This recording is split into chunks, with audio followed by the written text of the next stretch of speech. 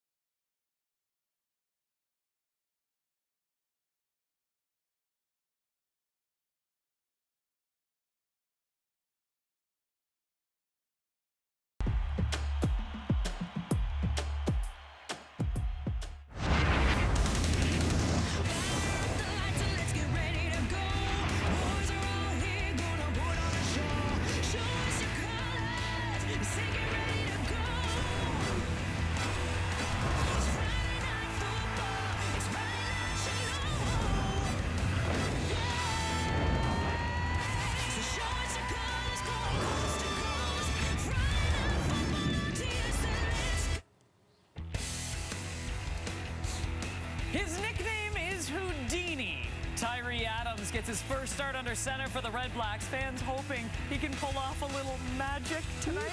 I took that from Milt Stegall. Now, so speaking of a new quarterback, it's going to be Jarrett Dagey time for Edmonton as the Elks also looking for their first win of the season. It has been a rough go for both of these teams, but here's the good news.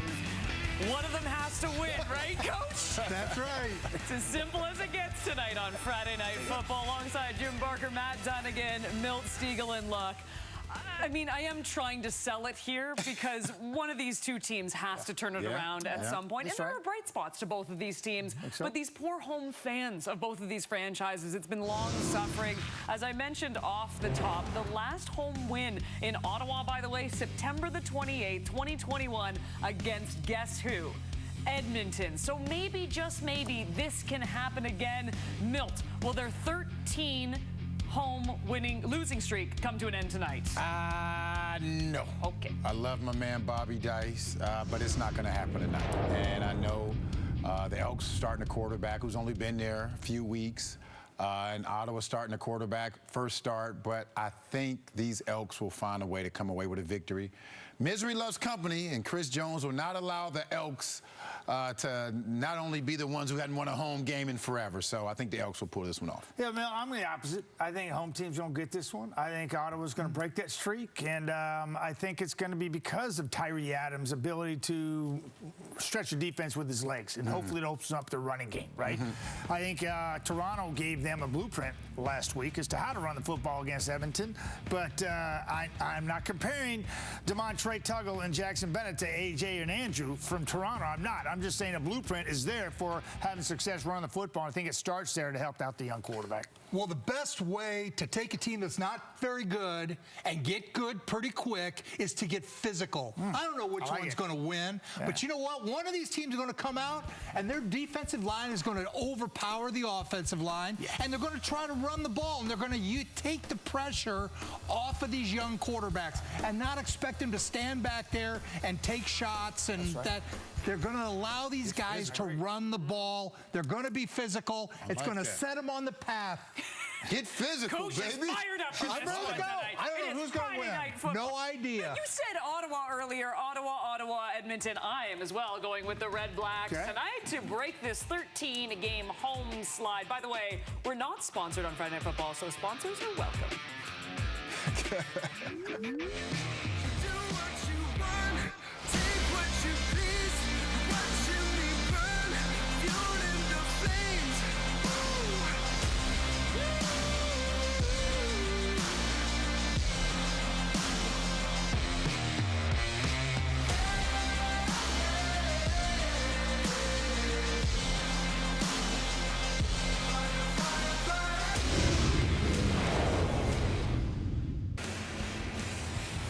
Thank you, Kate, and welcome to the nation's capital, Canada, as we get you set to kick off Canada Day weekend with a matchup of two highly motivated teams desperate for a win that would be sweet as maple syrup on a big old pile of flapjacks. Marshall Ferguson alongside Glenn Suter, Matthew Shinetti down at field level for us here throughout the evening, and we have two young and extremely athletic quarterbacks ready to go to battle here for these teams.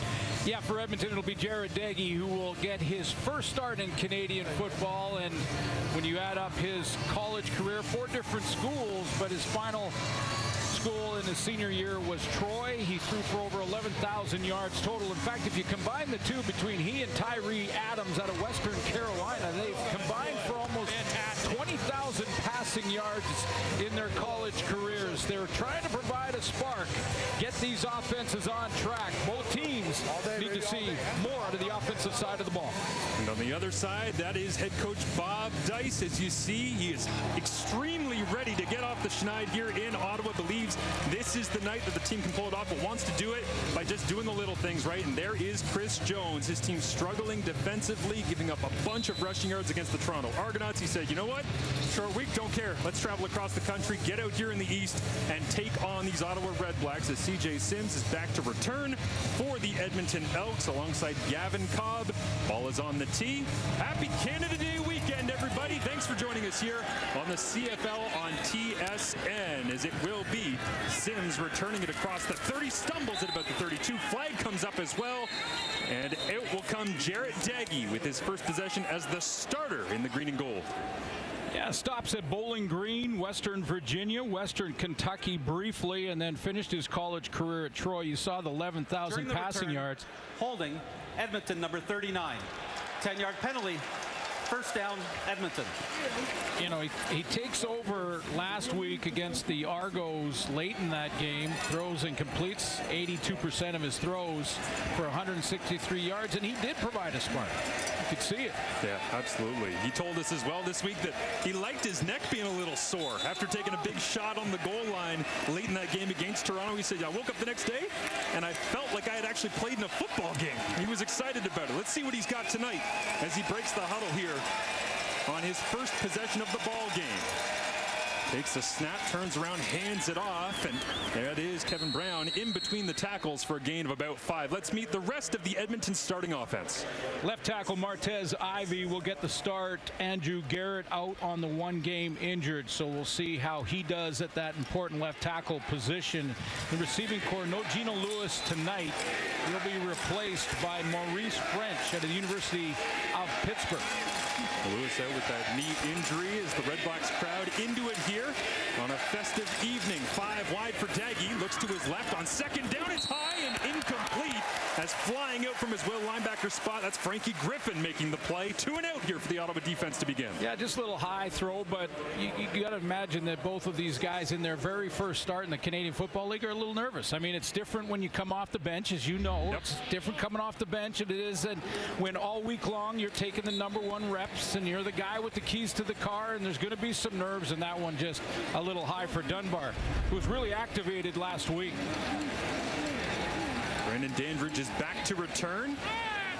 The punt return touchdown in the only previous RedBlacks home game this season, week 2 against Calgary. They send the pressure, can't get home, and so Dandridge will get his fingers on the football here. Crosses up around the 50, bellies out before he is brought down by the 2nd overall pick this year. That's Michael Broderick, and out comes Tyree Adams. Houdini! What kind of magic does he have tonight, Suits? Well, he's athletic. I mean, he's a guy who can run, but I thought in our Zoom call with him was interesting when I asked him about running, and he said, you know, I want to run when the defense dictates that. When the defense shows a look or gets a free guy, I will take off. I'll use my legs, but I like throwing from the pocket. So we'll see what these 2 young guys. Again, first start for Tyree Adams.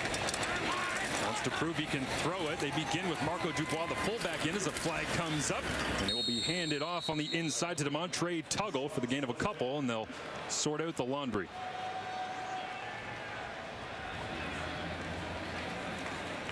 Offside, Edmonton, number 9. 5-yard penalty. Repeat, first down. Penalty goes against Coney Ely in the lineup. Dave Foxcroft, our lead official. Let's get a look at the Ottawa offense here. Yeah, well, you got former Edmonton Elk and Jacob Ruby playing at right guard, and then Dino Boyd in that all-important left tackle position. And then in the receiving core, no Quan Bray. He has been cut by the team because of personal issues off the field, and so Siase Mariner will play in his spot. We go back to the running game here on 1st and 5. Pick up a gain of a couple and set up 2nd and short. And Tyree Adams, as you said, he's kind of trying to juggle between what do people expect of me? What am I supposed to be? What am I as a starting quarterback? What am I as a pro quarterback? He's got a lot of questions to answer for himself as much as anybody else. He does, and here's one real simple one. This is an opportunity for both these guys, Jarrett Daggy and Tyree Adams.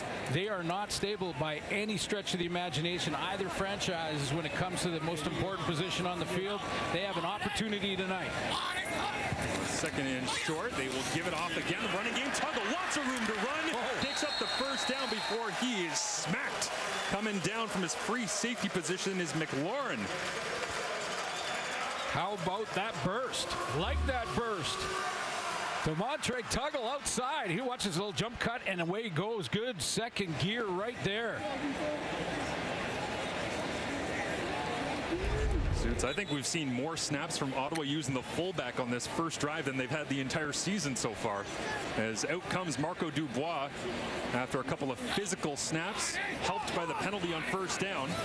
They'll go with a little jet sweep underneath. It is Hardy trying to cut back, and Luches Purifoy right there to make the tackle. Take a look at the Edmonton starting defense. AC Leonard off the edge has got to start producing when it comes to the pass rush. 0 sacks so far after 3 games, and he has made 9 defensive tackles. We'll give him that. They'll move Luches Purifoy. He had a couple picks against Toronto. They'll move him down, play in the box and linebacking core, and put Mark McLaurin back there at the free safety spot. 2nd and 6 for Adams. Bunch to his right. He looks that way, comes back over the middle. Now pressure, and he'll go down. Sack. It's Coney Ely wrapping him up for the 2nd down sack and getting off the field while also making the field position worse here for the RedBlacks. I'll tell you what, that was a heck of an effort by Coney Ely because he got double teamed off the edge. They're going to put him at defensive end here, and he has to fight through this double team.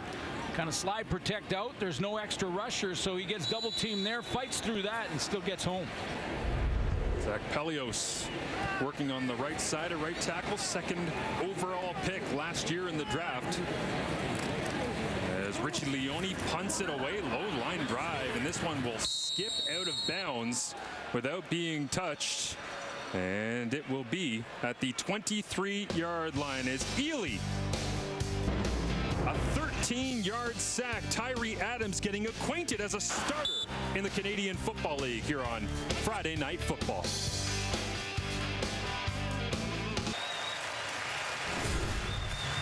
The life and times of Jarrett Daggy. Man, this guy loves the transfer portal, but the statistics, they speak for themselves. Yeah, 4 different schools. Bowling Green, West Virginia. Mentioned that quick stop at West Kentucky, and then Troy. Another star player that come from Troy University was Bear Woods. Remember Bear Woods? Linebacker, Montreal and Toronto, champion. Same school.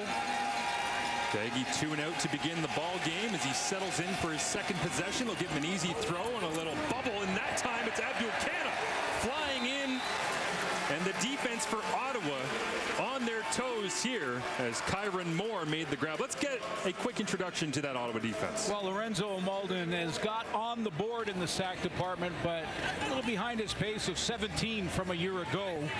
You look at that linebacking core. Douglas Coleman is all over the field. I mean, he is leading their team in every category. And then in the secondary, you got Danbridge outside. Danbridge also the key returner for Ottawa. The late rush here from the RedBlacks as Daggy looks to the outside, complete to Dylan Mitchell in front of the aforementioned Brandon Dandridge. And Mitchell. Nice out route, just didn't get to the marker. You know, I mean, this is, as you know, you've got every route complements the next one. So he comes back out of that basic comeback and is about 2 yards short and in a position on the field where I don't think Chris Jones wants to mess with it. And I would agree with the decision. You got to kick this away. So 2 and outs to begin for Jared Daggy. Edmonton's offense going 2 and out on 39% of their possessions thus far this season. 7th in the CFL. They'd like to correct that as the night moves forward. But Daggy just getting his feet settled as it'll be kicked away by the Elks. And Dandridge, after getting the tackle on the second down, gets a touch on the punt. Oh, very nearly. He saw it, didn't he? Yeah. Dandridge hungry to try and find the end zone again. He's got the only touchdown so far for Ottawa on the season. Tyree Adams, he'd like to get himself into the end zone as well. We'll see if he can when we return. From a highly productive career at Western Carolina to getting a DM from Philippe Moreau, of course, working in the front office here for the Ottawa RedBlacks. Hey, you want to come up to the nation's capital and play some football? Here is Tyree Adams. A champion in indoor football. So, you know when you can make people miss in the gym, that you can maybe make people miss on this field. As they'll hand it off inside, and again a nice burst. Tuggle right through the tackles, and he'll go for a big chunk here on first down. They've missed a lot of that through their 0-2 beginning to the season. 20 big ones for Tuggle. Yeah, Devontae Williams not ready for this one, not able to play in this one. So Tuggle gets in the lineup, and I've seen a couple of great plays with that burst. I mean, it doesn't have to be a 50, 60 yarder to be a great play. You just get the sense of what he is, and what he is a change of gear right in the hole. I mean, he's got that burst through the line of scrimmage. It's the second time we've seen it tonight. Pull back in once again here as they'll go back to the ground game, pounding it up inside, and it's easy to see here that Kahari Jones, offensive coordinator for the RedBlacks, he has an idea in mind for how he's scripting the open of this game. Well, you look at their 0-2 to start the season, and Devontae Williams had just 11 carries. They just weren't engaging the run game, and that puts your quarterback in a bind when he's dropping back in the pocket, and the defense can pin their ears back, makes it tough. Nobody knows that better than Kahari Jones, the former quarterback. He's clearly got his run game engaged here tonight. Interior of that offensive line as well. Drew Desjardins, Cyril Hogan-St. Don, and Jacob Ruby putting in work here in the first quarter at home for the RedBlacks. Adams will look to throw outside, sinks it, and it is incomplete on second down. Hesitated for just a second, looking for Ciosi Mariner.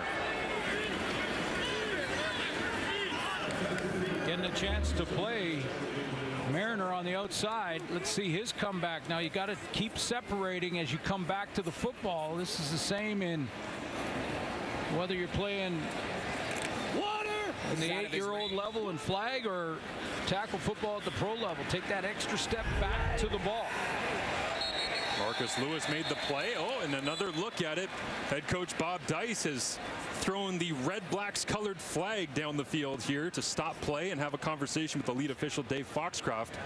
And did Lewis get there a little bit early on Ciosi Mariner is the question. Yeah, Mariner, I saw when he got up there, he was pulling on his shirt. That clearly was a signal. Ottawa is challenging that there was defensive pass interference on their receiver number 82. We'll review the play. You can't as a player make the flag motion. So the command center will take a look at it.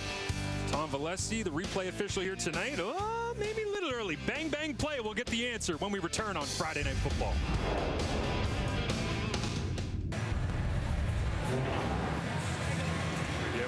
One more look here at the replay. The questionable, is it pass interference? The early contact on Ciosi Mariner from Lewis. Here's Dave Foxcroft with the call. After review, the ruling on the field is overturned. We have defensive pass interference, Edmonton number 26. That'll be a 10-yard penalty, automatic first down, Ottawa. Well, Suits, there's only been 2 successful challenges to start the season. Need number 3 as Bob Dice gets one right. Well, it's close. This is very, very close. It is a bang-bang play, and normally bang-bang plays, you'd stay with the ruling on the field. However, when we slow it down, and they will slow it down in the command center, the contact was made just prior to the ball arriving. They go with a quarterback run this time in between the tackles for all 6'1", 179 of Tyree Adams. His speed certainly widening that edge a little bit. This time they go up in the middle for a gain of 5. Yeah, Bob Dice told us that he's never seen, and Bob Dice been around the game for a long time, that he's never seen a quarterback with that kind of fast twitch ability to escape. And again, they don't want to overemphasize him just running, looking at that first read and running. They want him to run the offense. But he has that ability. 2nd down and 5. He'll hand it off, go back to Tuggle. And he'll be short by a yard and a bit. And see how aggressive Bob Dice is here, as it looks like the special teams unit will come off the sideline. And it will be the field goal team with a Lewis Ward attempt coming. Couple of boos from the home crowd here on this decision from Bob Dice. I like it. I think it's what you got to do. You take the points in plus territory. It's 3rd and 2, not 3rd and 1. As Lewis Ward lines it up from 34 out, knocks it through. The RedBlacks still do not have an offensive touchdown here to begin 2023. Dandridge on the punt return is the only one to reach the end zone for the RedBlacks, but they do get on the board early with a 3-0 lead. As we get a look at Jarrett Daggy, and coming back out for another possession, he wants to be a spark for this team and give them something to rally around in week number 4. We're 0-3, and I think our team is just looking for somebody to take them to that next level, looking for somebody to get them a win, looking for someone to give them a spark, and that's what I'm trying to do by my preparation, by laying my body on the line, by doing whatever I can in order for us to come out here with a win. I don't know about you, but I just got a sort of a Matt Dunnigan flashback in my mind listening to Jarrett Daggy talk. Daggy here on 1st down, throws underneath, and it's almost intercepted, flying out underneath it in front of Kyron Moore.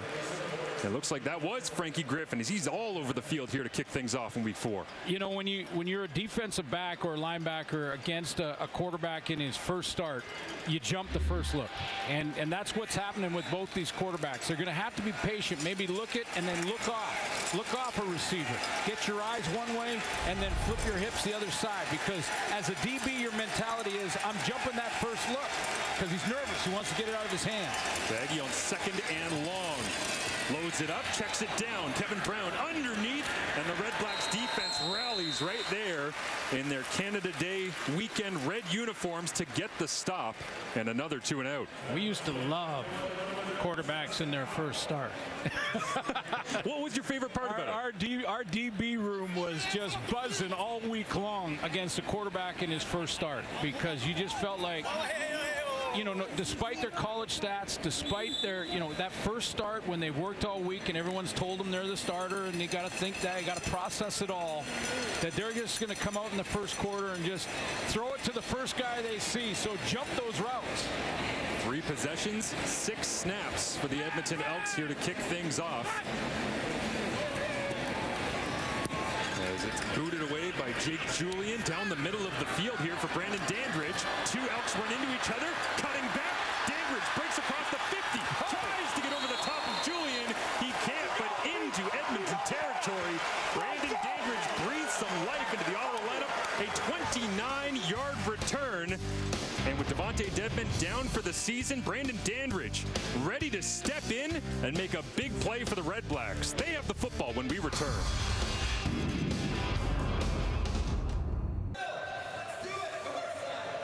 It is rarely a straight line to get to the Canadian Football League, and for more on the journey of Tyree Adams, we go to our own international man of mystery. Here is Matthew Shinek. Well, speaking of international, I just want to give a shout out to Claire Hanna, who would be here tonight, but she's getting ready for the Women's World Cup. Good luck, Claire. But speaking of journeys, Marsh, well, it was Salina Liberty and the Champions Football League where Tyree Adams started, and then, as you mentioned, Philippe Moreau DM'd him on Twitter.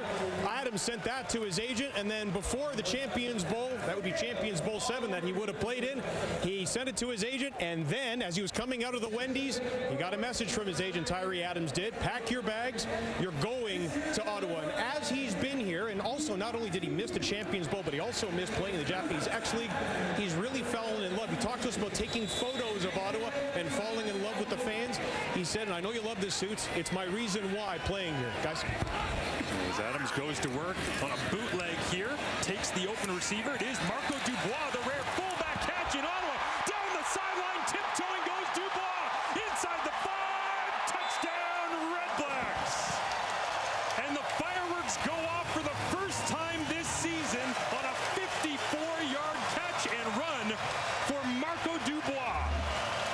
Well, the crowd's going to love him if he keeps doing this kind of stuff. This is bootleg and something that really taps in to what Tyree Adams can get done on the field because of that athleticism. Get him outside the pocket, change the launch points. Dubois does the heavy lifting in this touchdown. No mistake about it, because it's a push to the flat that he turns into a big, big play. But that's Tyree Adams moving the launch point, moving the pocket on that bootleg. Makes a difference. The last time we saw Marco Dubois run like that was about week 6 of last year, where he had to run about 110 yards on special teams, which is his specialty, to track down Lawrence Woods of the Hamilton Tiger Cats and make a special teams tackle inside the 5-yard line. The point after attempt is up and through. That's the first made extra point of the year as well for the Ottawa RedBlacks and Lewis Ward. But the crowd absolutely into it at the end of the first quarter with a 10-0 lead and just taking the simple stuff. Yeah, exactly. I mean, it doesn't have to be real complicated. Get the launch point outside on that bootleg, fooled the defense, got them flowing one way, and then they paused and couldn't get back to Dubois going out into the flat, and then he turns the corner, makes one guy miss, and there it is right there, and away he goes. Now, I was wondering if he's going to stay in bounds, tippy-toeing right down the sideline. That's C89. Nice. First career touchdown for Marco Dubois and Tyree Adams. Welcome to the Canadian Football League as a starter. Goes dancing down the field to celebrate with his teammates.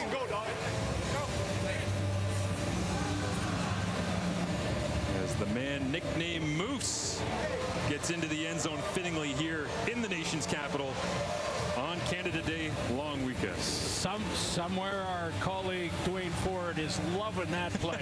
When a fullback / tight end can get out there and turn on the jets.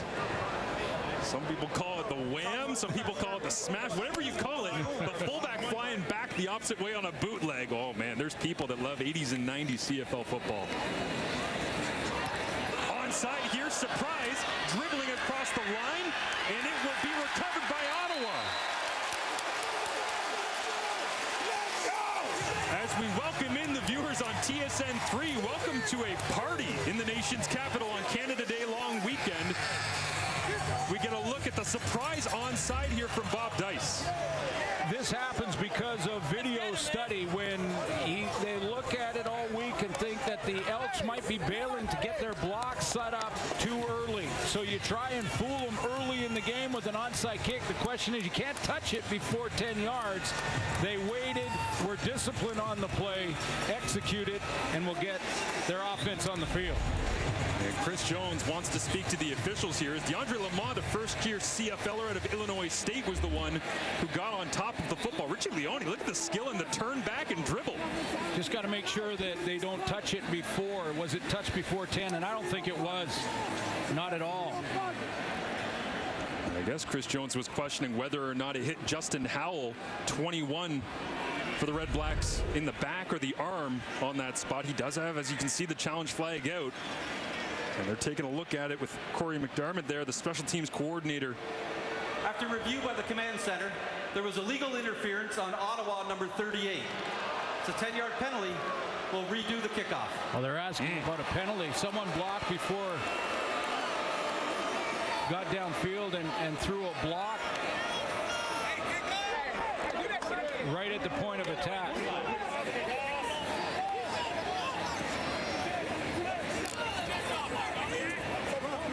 DeAndre Lamont is just to the right of your screen here. Go ahead and run it, and you're going to see right there is the contact.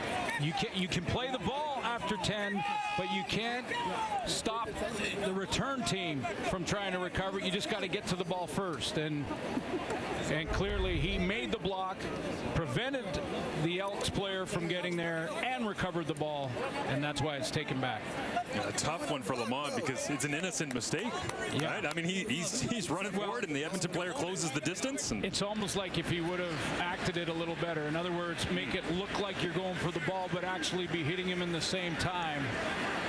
A more experienced player might do that. But these are two young teams, and Chris Jones is giving the officials his version of the entire Field Judge Jason Maggio in a conversation about the rule book, as it will back Ottawa up here.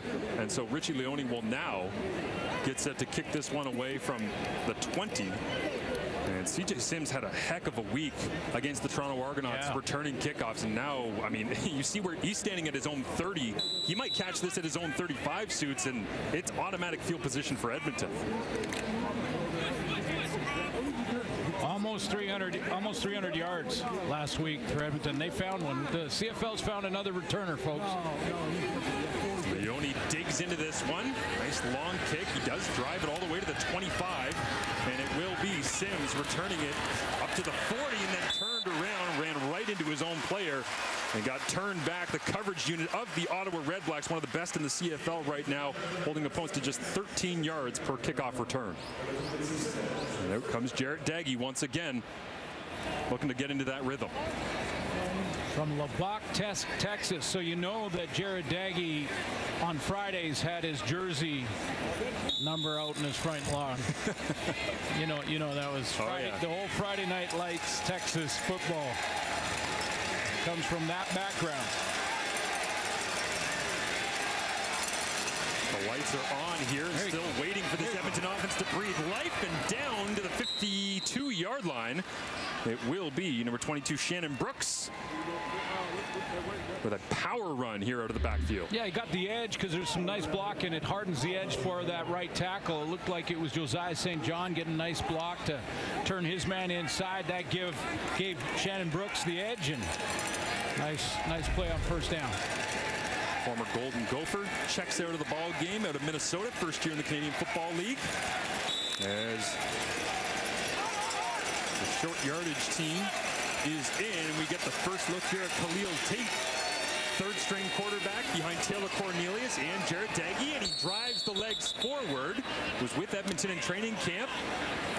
Was cut. Kai Loxley was kept as a depth quarterback, short yardage quarterback, and Loxley cut after the game against Toronto on Sunday. This has been an issue for the Edmonton Elks all year long, getting that 1 yard. And it was quite a bizarre situation against Toronto when Chris Jones, Stephen McAdoo, and Jarius Jackson, all part of the quarterback room and the offensive coordination. And I thought it was Taylor Cornelius' best half of football of the 3 games that they played. And he got a couple of plays in a one-possession game in the second half and then was pulled. Kyle Loxley went in for 1 play, and then there's different versions of the story, but didn't want to go back in or wasn't asked to go back in, and Jarrett Daggy goes on. So they've got Jake bizarre. Yeah, no doubt. They've got Jake Seresna in. I think that might be Jamin Pelly in there. They've got AC. Half the defensive line is in right now for Edmonton in short yardage. 3rd and a yard off the ball. Take it, stepped up, turned around. Didn't get it. A flag comes out. Lorenzo Malden jumps out of the pile celebrating. And what are the flags?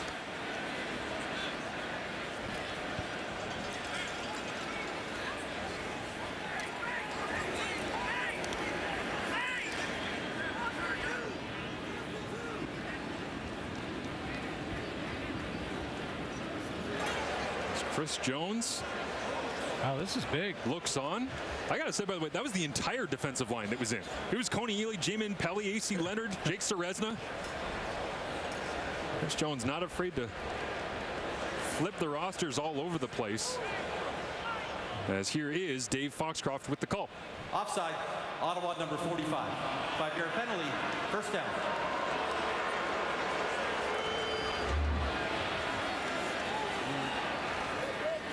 Pretty tough to see early movement, but often you see maybe one hand there just in the neutral zone. I don't know, the fans here just saw the replay and didn't see early movement.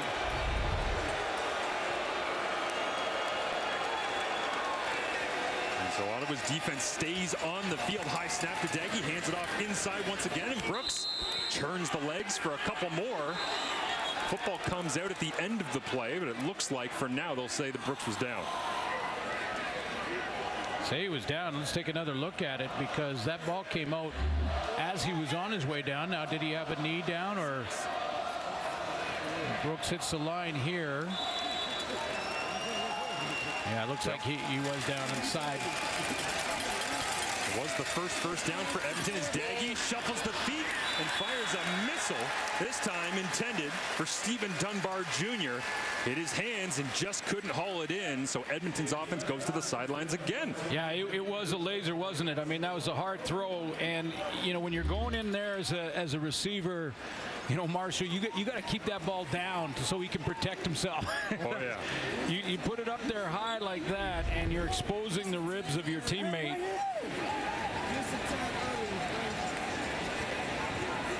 Brandon Dandridge electric earlier on in this first quarter. The return across midfield, all he needs is a step. They got a couple of good returners here in Ottawa, even with Devontae Dedmon down. And again, Julian right down the middle of the field. Two-way go for Dandridge, and he goes to his right. Outruns two men, now a third, and gets popped out of bounds into the sideline. But Dandridge, instant field position once again. Dandridge, he's fun to watch. He's worth the price of admission. Bouncing outside. So the call on the onside, which Ottawa recovered and was overturned, has not really hurt Ottawa in the exchange. And that time Adams kind of wanted to hold on to it for an extra second, as that'll be a tackle for loss in the backfield. Jamin Pelly right there as he leads the Canadian Football League now in tackles for loss with 3. You know, this defense has played pretty well against the pass, but their issue has been trying to stop the run all season long. 133 yards from AJ Ouellette, I should say, for the Argos a week ago. They play with that 3-man front so much. Looks like they will here on 2nd and 12. 3-man rush. Pocket getting compressed. Adams throws off his back foot up high. It's intended for Jalen Acklin and incomplete, as Acklin continues to try and find his footing here in 2023. Yeah, slow start. Slow start for a 1,000-yard receiver. Now he's moved in a different position, but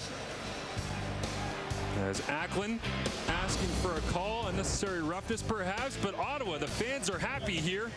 Big Joe with a 10-0 lead at the end of one to kick off Canada Day weekend for the CFL on TSN.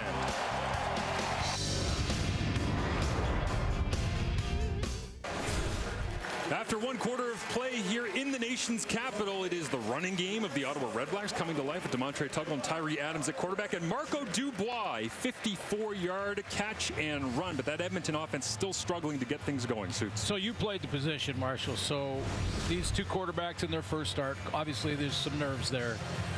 Both have overthrown receivers, a little bit too high. So what's the mechanics issue for a quarterback when they're nervous, first start, and sailing the ball a bit? A narrow base is the first thing that jumps out to me for Jared Daggy. Yeah. I mean, he's struggling to try and find the target, and it's all base up, right? That's the thing that has to happen to get people in the right setup. Get the settle in, get the legs and the hips through, and take that good lead step. Matty used to tell me the eye on the hip is where you're pointing to your target, and then the follow through. And you know, when you got some nerves, both guys have been a little bit high on some of these throws, but Tyree Adams, of course, has done a couple things. One, made the good decision on the Dubois throw to just get it to his fullback. He did the rest. And number two, not turning the ball over, because that's been the issue for Ottawa in 2 games. Yeah. 10 turnovers. They're last in the league takeaway. And they've been giving up 5 a game. Way too many. Can't win with a young team that way. Conversation on the sidelines right now. Jarius Jackson, the quarterback's coach, speaking to Cornelius. And Jared Daggy as Sims settles down underneath this one, and he gets blown up without any return. Ty Cranston downfield to make the special teams tackle for the RedBlacks, and Daggy does come back out to begin the second quarter. So yeah, we wondered because all of a sudden Taylor Cornelius was warming up his arm, and the way it happened last week against Toronto, and saw 3 quarterbacks in, I don't know, 5 minutes in the third quarter. Maybe they were going to make another change and go back here to Taylor Cornelius, but he's just staying loose on the sideline, and we'll see Jared Daggy again. Feels like Daggy just has to settle in, get a couple of completions here. We'll see if Stephen McAdoo can try and game plan some completions for him. He tries to underneath. Gets it to Vincent Forbes' mom, Blow, who was the hero on the deep late touchdown, the desperation throw from Daggy last week. And now they'll say it is completed. Yes. Some conversation down there, but Edmonton 0 of 5 on second down conversions right now as they set up for another.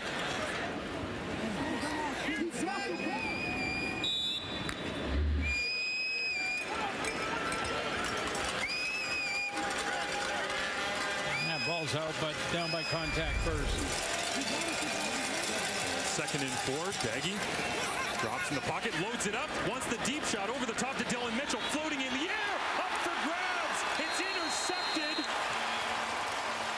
and it is Ottawa football, as it'll be Damon Webb right now, holding on to the football high in front of the Ottawa faithful with a 10-0 lead. Let's get a look at it, Suits. We'll take a look at the route from Dylan Mitchell here. He goes inside release with Danbridge on outside shoulder and Webb coming from inside out. A little bit of contact, but when the ball is played in the air like that, then anything that happens beyond it, you see the pull from Mitchell with the jersey. They're going to let that go. No flags on the field. Interception and a turnover in the plus category for the RedBlacks. And Chris Jones doesn't appear to be looking for his challenge flag as of right now for anything. So Daggy goes and takes a look at it on the sideline with Jarius Jackson. And an interception for the Ottawa RedBlacks to get possession back. Jackson Bennett, Canadian running back, is in the backfield. He'll get the touch and pick up a gain of a couple. Yeah, the starter, because Jeremiah Mazzoli was out of the lineup, the starter for Ottawa was Nick Arbuckle. He got a couple of opportunities and, had the turnover issue, I think, more than anything. And by the way, as an update, Jeremiah Mazzoli is very close. We're talking week, maybe 2, and he'll be back at the controls. Taking his reps every day in practice, doing some skelly, hurry up. They want him to get back 12 on 12 and be here on game day. Right now it's Tyree Adams. 2 backs in the backfield. Looks over the middle. That one floats in between coverage. And Ciosi Mariner moves the sticks on 2nd and long. Now there's a confidence builder.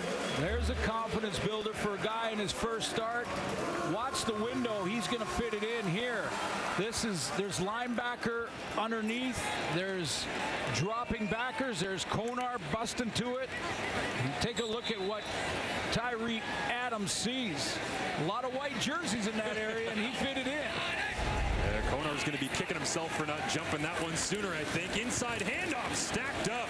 That front from the Elks, they've struggled against the run so far this season, but that one was going nowhere. Chris Jones has talked off the top of the show about, he's not as concerned about the run because he has had a history of getting it done. Back in 2013 when he took over in Edmonton, they were last against the run on defense. Fixed that in 15, they won the cup. Then same thing last year, now it got worse to start this season, but he's going to get that sorted out. And they've been better tonight. Absolutely. After a couple of plays in the first quarter, that front has settled in. Just 3-man rush here as Adams goes underneath to Jackson Bennett, trying to get the sticks. Needs to find the 47 of the Elks, and they'll signal first down here on the second effort by 22 in red and black. Yeah, and I like the decision by Adams. I mean, Tyree is basically saying, I'll take the back out of the backfield. This is something that a lot of people forgot about the success with Nathan Rourke in Vancouver was he used James Butler a ton. Just get it to him early enough so that he can have a game plan to get to the sticks and get a new set. For all the struggles of Edmonton against the run, they are second against the pass, but they can't stop that conversion. Adams in the gun, looks to throw quick, now he'll take off, trying to make something out of nothing up the middle. Ball is out, so is a flag. Yeah, I think this is going to be a holding on the offensive line. It looked like Ely was grabbed. It was Drew Desjardins who gets him.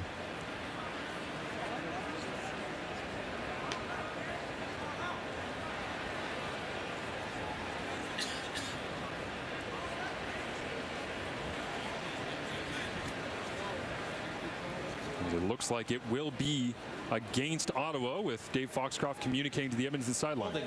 Ottawa, number 59. 10-yard penalty, repeat first down. We'll get the center, Cyril Hogan St. John, 11th overall pick last year, on the call. My apologies to Drew. Calling him out on a holding. We don't talk about the O-line enough, and then when we do, that one looked like the ball came out too. And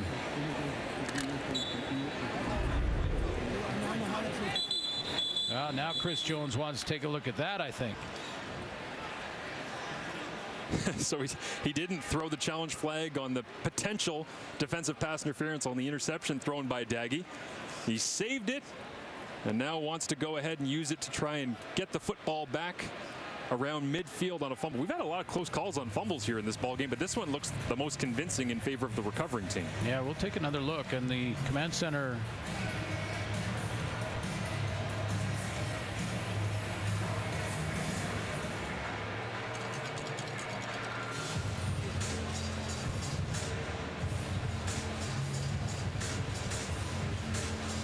interesting explanation here, because that ball sat on the turf after it went out from Tyree Adams. Edmonton coach was provided with additional information that there was not immediate recovery on the fumble. Therefore, there is no challenge. So the play was whistled dead. The ball was just sitting there. No Edmonton Elk recovered it or didn't think it was a fumble, and therefore the play was dead and no challenge. And then that way Coach Jones does not have to waste his challenge on something that he can't, where there was no play. And understandable for Elks fans to be upset about that one, the explanation, but in reality they're just trying to help Edmonton not waste a challenge on that one. Yeah, exactly. So you get a look there at Niles Morgan. 21 defensive plays made, 4th in the CFL, as the man in the middle of Chris Jones' defense will stare down Tyree Adams. Now 1st and 20 after the penalty applied. Adams throws a little crosser to Justin Hardy, cutting across the 55, makes a second man miss. Now he's got 15 yards back on 1st and 20. That's a win for the Ottawa offense. Yeah, I mean, you're happy offensively if you get 10 back. You get back to a 2nd and 10 kind of scenario. That's a win. So this is a win plus to get a little bit of extra work done by Hardy out in the flat. Again, Adams taking the easy ones, a little shallow crosser here.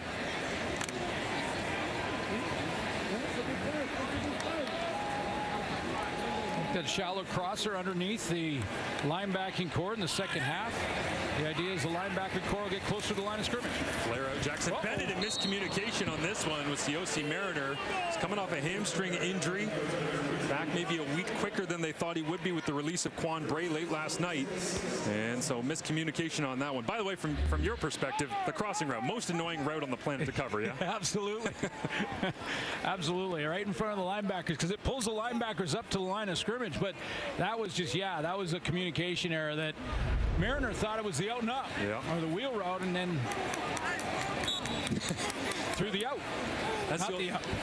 Whatever the name of that play is, Kansas.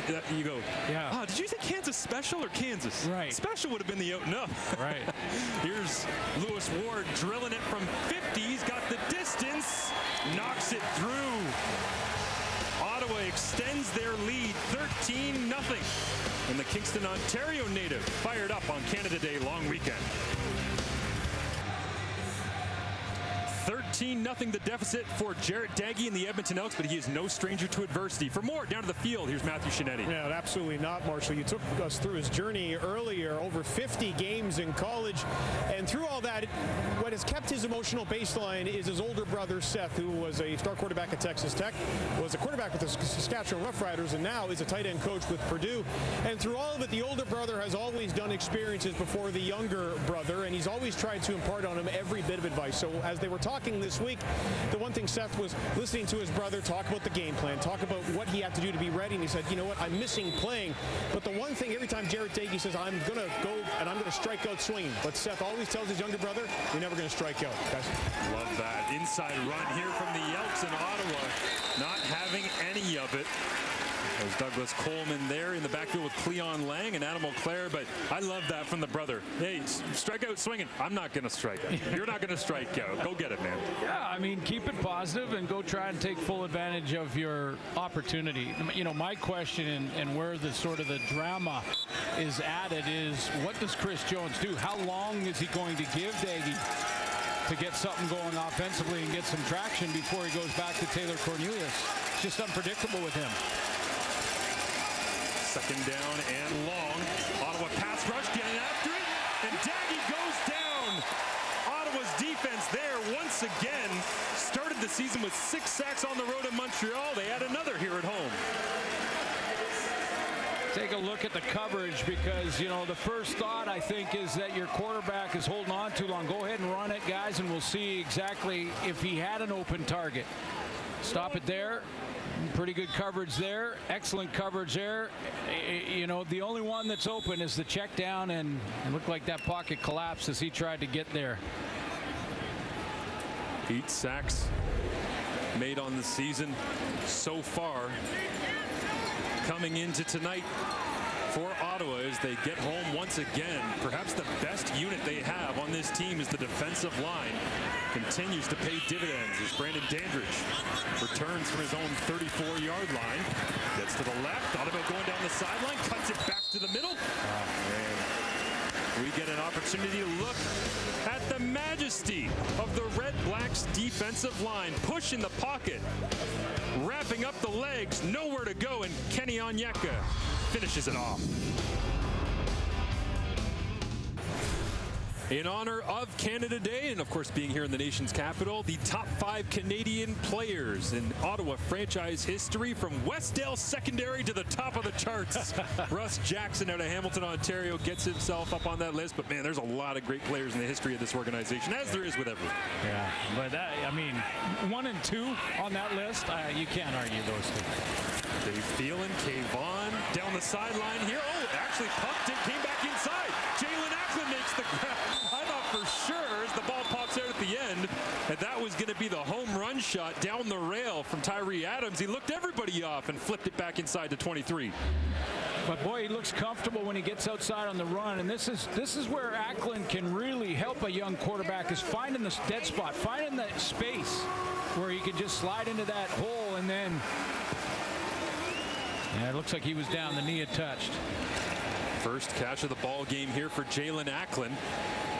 Announces his presence in Week 4 as Ottawa tries to end their home losing streak with a 13-0 lead over Edmonton. They'll empty it out for Tyree Adams. Quarterback draw. Up through the middle. Cyril Hogan St. Don out in front. Adams cuts off him. Another first down and a gain of 17 yards on the ground for number 7. Well, yeah, I'm going to make a quick comparison. I'm not going to compare them. Uh-oh. But I'm just saying, man, the way he ran up the middle there, it reminds me of Damon Allen a little bit. Just smooth as butter, just through the middle, sliding up in there, and then big gain, patience, one stride, picks up a ton of yards. We just saw Damon in Edmonton last week. Be in Toronto as well, coming up on Monday. Now, I'm not comparing their careers, and this is start number 1 for Tyree Adams. It reminds me a little of. I see it. I see it. There's no shame. We actually asked Bob Dice this week because of all of his experience. You know, who's the quarterback you've seen that matches the body type of Tyree Adams? 6'1", 179. Yeah. And you very quickly just went, I think he's got some Damon in him. Little Damon. But I haven't seen him live. Yeah. So now I get a chance to see him live, and that run reminded me of him. As the leader in the middle of that defense, Miles Morgan goes off to the sideline out of Notre Dame. 4th leading tackler in the CFL. I got to give some love, by the way, to Cyril Hogan St. Don, the center out in front, out of Laval. Remember watching a little bit of him leading into the CFL draft. He did that all day for the Rouge et Or and brings it here to Ottawa, thundering down the middle of the field. to lead block for his quarterback. Average yards on first down right now, Ottawa at 12.6. Edmonton at just 3.9.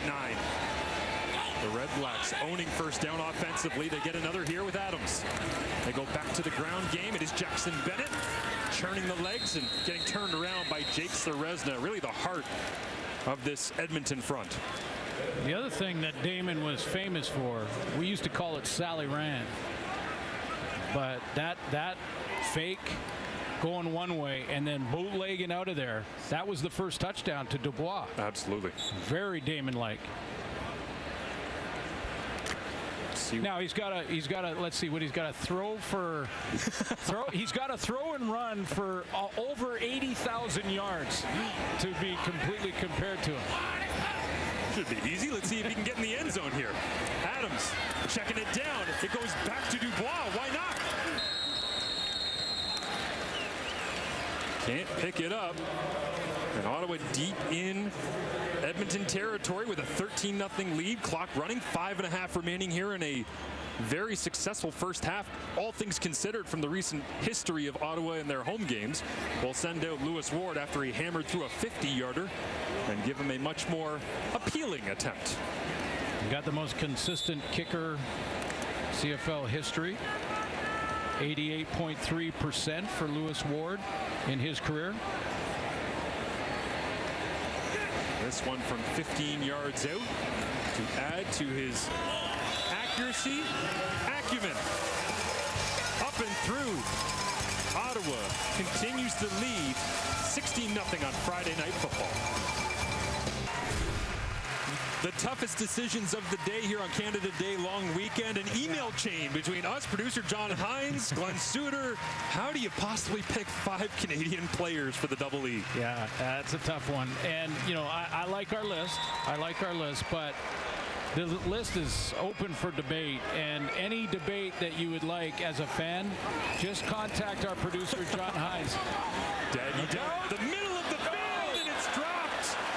Intended for swerve. Kyron Moore was running right down that hash, and Daggy thought he had him for the big splash here in Ottawa. I think he did have him. Did Damon Webb get his hand on the ball? Because it looked like that might have been tipped, or at least he was distracted. He's in the quads to the field, 4 receivers out there, and he's the inside guy going straight down the seam. And watch the reaction. Webb get his hand on that just enough. No, he just distracted him.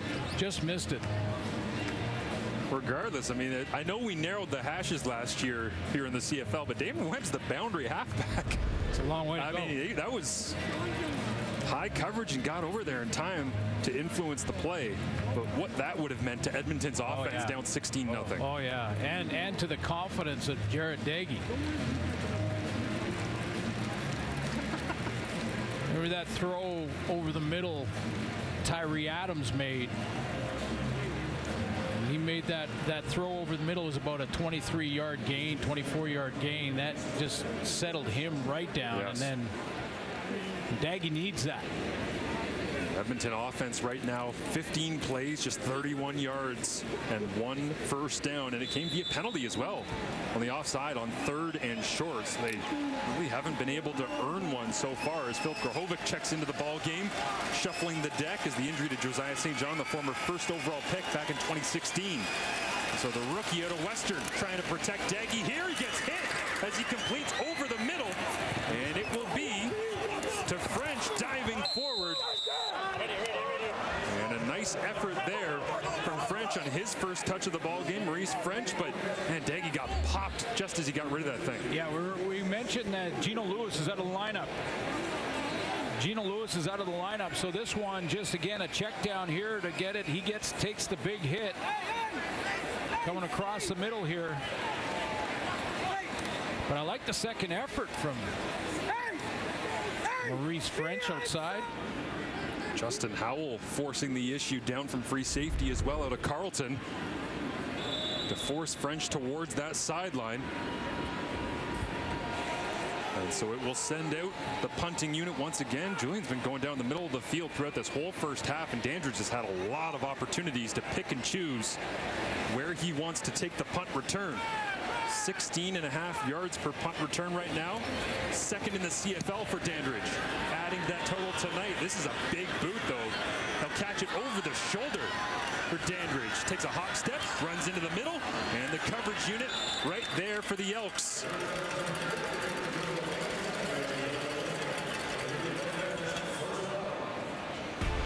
The CFL and TSN continues all Canada Day weekend with a matchup between the Blue Bombers and Alouettes tomorrow, and a showdown on Monday as the Lions will also face the Argonauts. Should be a fun one. Montreal and Winnipeg. That's an angry Winnipeg team after what happened to them against the BC Lions at home. Yeah. Good matchups this weekend. I mean, this one, you know, we got to get one of these teams got to win tonight, as the panel filled us in on, and and then you go to the Montreal game, and then we've got Toronto and BC, two unbeaten. So it's going to be a good weekend of CFL football. Danbridge has been great tonight. He should have let that one go and given up the single and get the field position. Yeah, some tough field position here as we roll towards the 3-minute warning. In this first half, Ottawa content to go with the ground game. Tuggle, first time we've called his name in a little bit of time here. He had a pretty successful first quarter. And the offense for Ottawa at the controls of Tyree Adams. 3-minute warning. We're doing a viewer poll for the CFL. What is more terrifying? Milt Stiegel's face, or the fact that the Edmonton Elks have run out of quarterbacks at this point? Oh, we're going to talk positive Ottawa, by the way. Dandridge, Dubois, the D-line, so much positivity.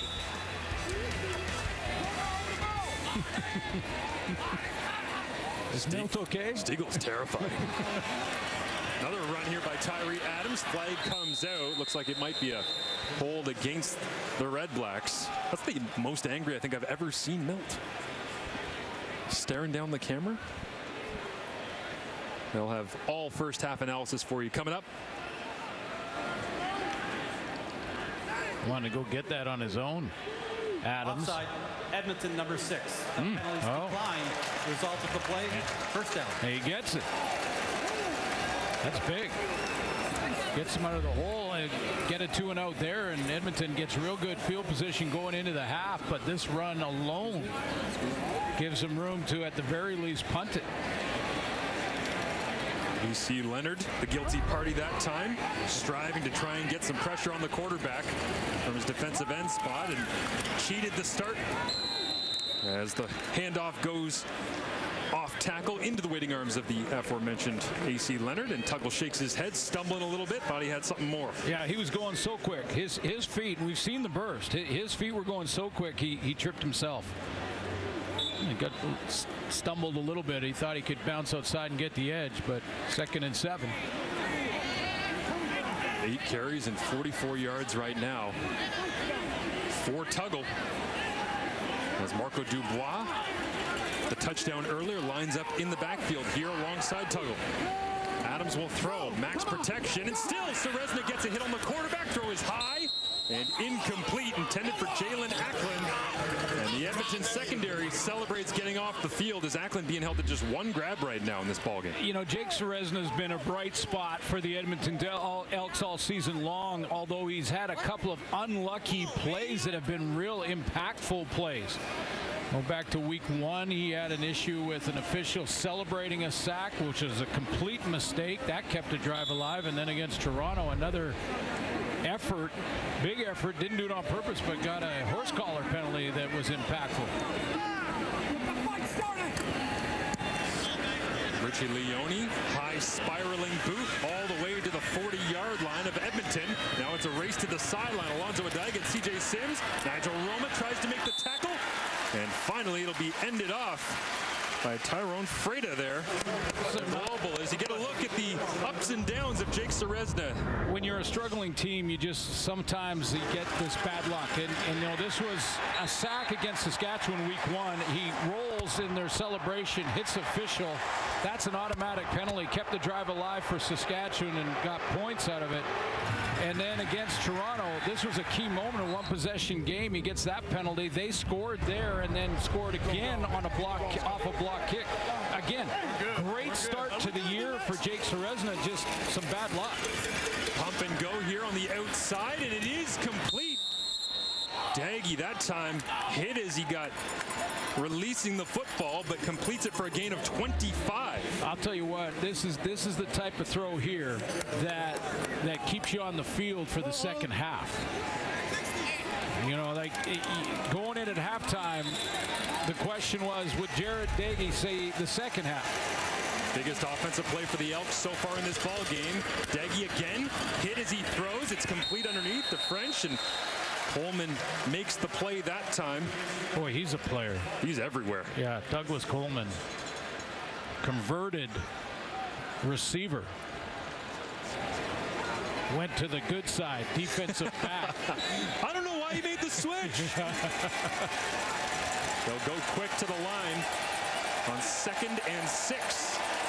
Daggy checks. Yeah. Noise comes in from the RedBlacks crowd. Shrug of the shoulders from about 4/5 of Edmonton's receiving group as Daggy will take the snap. 4-man pressure. It's on again. He can't get rid of it. Down he goes. See that one coming with the confusion at the line 10 seconds before the snap came up. Well, in 3.5 games, you know, the discussion has been a ton about the quarterback, and whether it be Taylor Cornelius, whether it was Kyle Oxley, or now Jared Daggy. But in key situations in games, they need better protection than that. That was a fast break. Doesn't really matter who you put back there. In a fast break situation like that, where 4 guys from the Ottawa RedBlacks are just buzzing around the quarterback, it's impossible to throw from your back. That's the 15th sack they've allowed this season in 3 games, or 3.5 games. Last in net offense as well. Last in scrimmage plays run per game at just 43 offensive snaps per game. Edmonton's offense is battling right now, as Kate in the panel, I'm sure, will discuss that coming up in 45 seconds. Flag comes up on the snap here. Jake Julian tries to fade this one with the pitching wedge inside the 10. And Dandridge gets wrapped up out at the 15-yard line, and they'll... You know, again, I know there's the teams that are looking for that first win, but I think Coach Dice should have a conversation with Dandridge. As good as he's been in this first half and all season, really, in returning kicks, he's got that touchdown. It's one thing to be that confident you think you can take them all back to the house, but if you catch the ball inside the 10-yard line, it's really a smarter move to let it go into the end zone, give up the single, and get the field position. Ottawa number 48. The penalties declined. First down, Edmonton. Gary Johnson with the call there, the backup linebacker out of Texas. First year in Ottawa, 3rd in the CFL, and he's wondering how the heck was I offside as he comes back to the sideline, and special teams coordinator Corey McDermott. Yeah, and they made an error there. It was first down Ottawa, not first down Edmonton, but yeah. Adams in the offense. All things considered, you thought at the beginning of the week Jeremiah Masoli was going to be announced as the starting quarterback. That's what we expected after they said he's not going to play week 1, week 2, bye week in week 3. To begin week 4, you heard Tyree Adams wasn't Nick Arbuckle. And we started to go, what's happening here in Ottawa? And the 16-0, this is probably the best case scenario right now for the RedBlacks fans. Yeah, I think he's settled in nicely. Absolutely. I really do. And he looks real comfortable throwing on the run. We've seen a couple of quarterback draws. Forward to seeing the second half. See what plays he can make as they mixed and matched the run with the pass. A couple of quarterback draws, a couple of second down conversions through the air. And that Edmonton defense looking to get themselves some consistency is, yes, just begin the second half. Are you going back? Oh, absolutely. I want the ball. Yeah. So Jared Daggy, second half. We will see as Jared Daggy picks up his helmet and makes his way to the visiting locker room here at TD Place. A smiling Tyree Adams alongside Ciosi Mariner makes their way off the field. And Chris Jones shut out here in the first half as he was in the full game against the BC Lions. That's 0, a little bit haunting for Elks fans right now, looking for offensive production and a jolt of energy in the lineup. But that front for the Ottawa RedBlacks has really sent a message to begin the season. Let's go down to Matthew Shinetti field level with Tyree Adams. Tyree, what calmed your nerves there? Was it that touchdown pass to Dubois, or when you ran up the middle there before you guys made it 16-0? Honestly, I think it was the first play, honestly. Once you get the first play going, and especially when you take that first hit, you know it's showtime. It's time to go. Quarterback's alive, and just go out and give everything you need. You're up 2 scores right now. What will your message be to your guys in the locker room and maybe in the second half? Step on the gas. We got to step on the gas. We can't let up. And even when things look bad, even when things look good, we got to do exactly what we want to do and do what coaches are telling us to do. Thanks for this. Thank you. Okay, Tyree Adams has spotted the RedBlacks 16 points, but that Edmonton Elks offense is still struggling. Is a complete understatement. We will get to the problems with the Edmonton Elks in just a moment, but Adams with a very nice start, so let's give credit to the Ottawa RedBlacks, back alongside Jim Barker, Matt Dunnigan, and Milt Stiegel.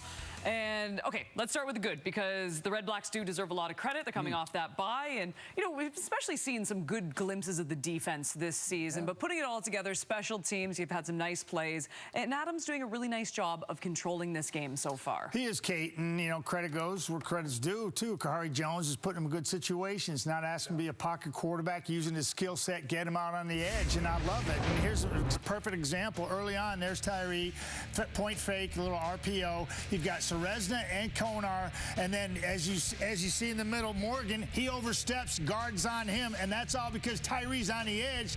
And then there goes the running back up the football field. Big lanes for them to gape in here. Watch this. This is Marco Dubois. He'll check down. Look at him. He's on the edge again. I love this quarterback in space. You heard Suits talk about it. It reminds me of Damon Allen. He certainly does. Damon did it for 23 years. This is this kid's first start. And in space, he's magic. He looks just like D.A. did, number 9. Wow. And that you don't see very often. I never saw D.A. do that before. That was incredible. But, you know, hey, Brandon Dandridge's return game is there. Their defense is making Edmonton look like the team that they are, a team that's struggling, looking for answers. But Tyree Adams, Kahari Jones is calling a really good game. Look at this, guys. 14 rushes. We talked about the importance of establishing the line of scrimmage to 10 passes. That's what it's all about, helping out a young quarterback with that run game. And believe me, his skill set getting on the edge is huge to help that running game out and those big boys up front. All right, I got to go to the negative now. And the Elks, I mean, we're running out of words to describe this team so far this season. Jarrett Daggy, we thought he would come in, maybe spark something.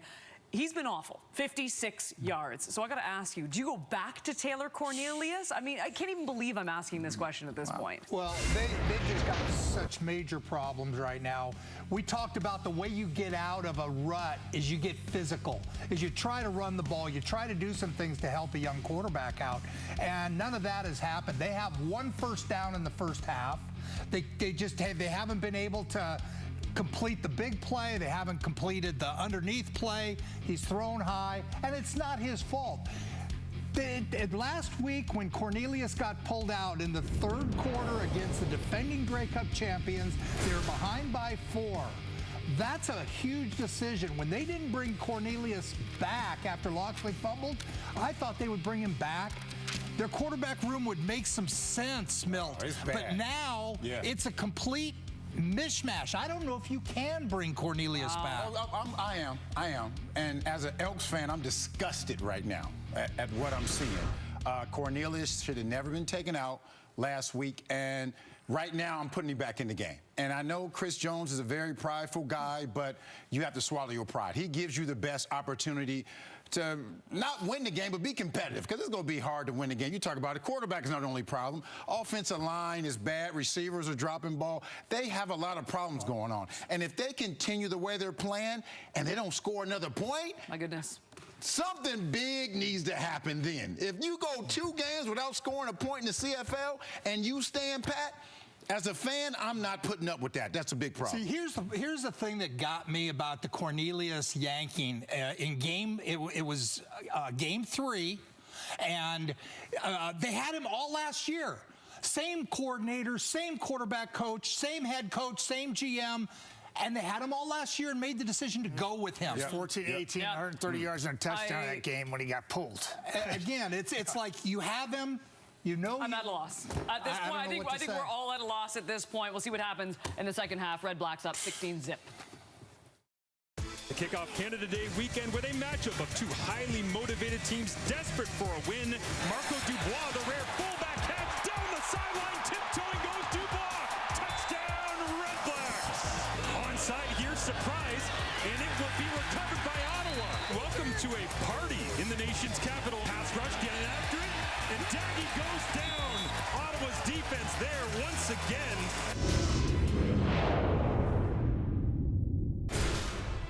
I've got a great idea for Canada Day long weekend. How about some more CFL games? Coming up tomorrow, a great matchup between the Bombers and the Alouettes, and then it all wraps up on Monday. The battle of the undefeateds, the Lions taking on the Argonauts. What a game that should be. But let's look at the Blue Bombers and the Alouettes. The Bombers coming off that humbling loss. The Alouettes, perfect so far in the season. What do you like, Coach? Well, it's a real litmus test for Montreal. They're 2-0. They've been playing great. Cody Fajardo's getting some confidence. Austin Mack is establishing himself as a quality receiver in this league.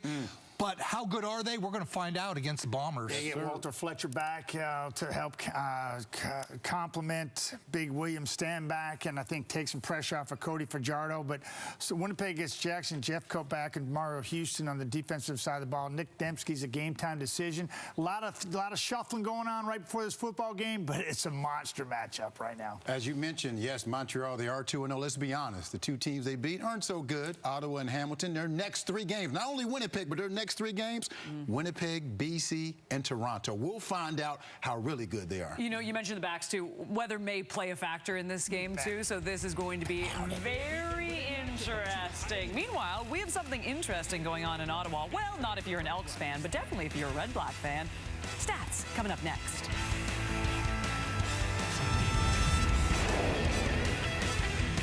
First half stats with Jim Barker. 2 first downs, 19 rushing yards. You put that together, and you have a tough first half.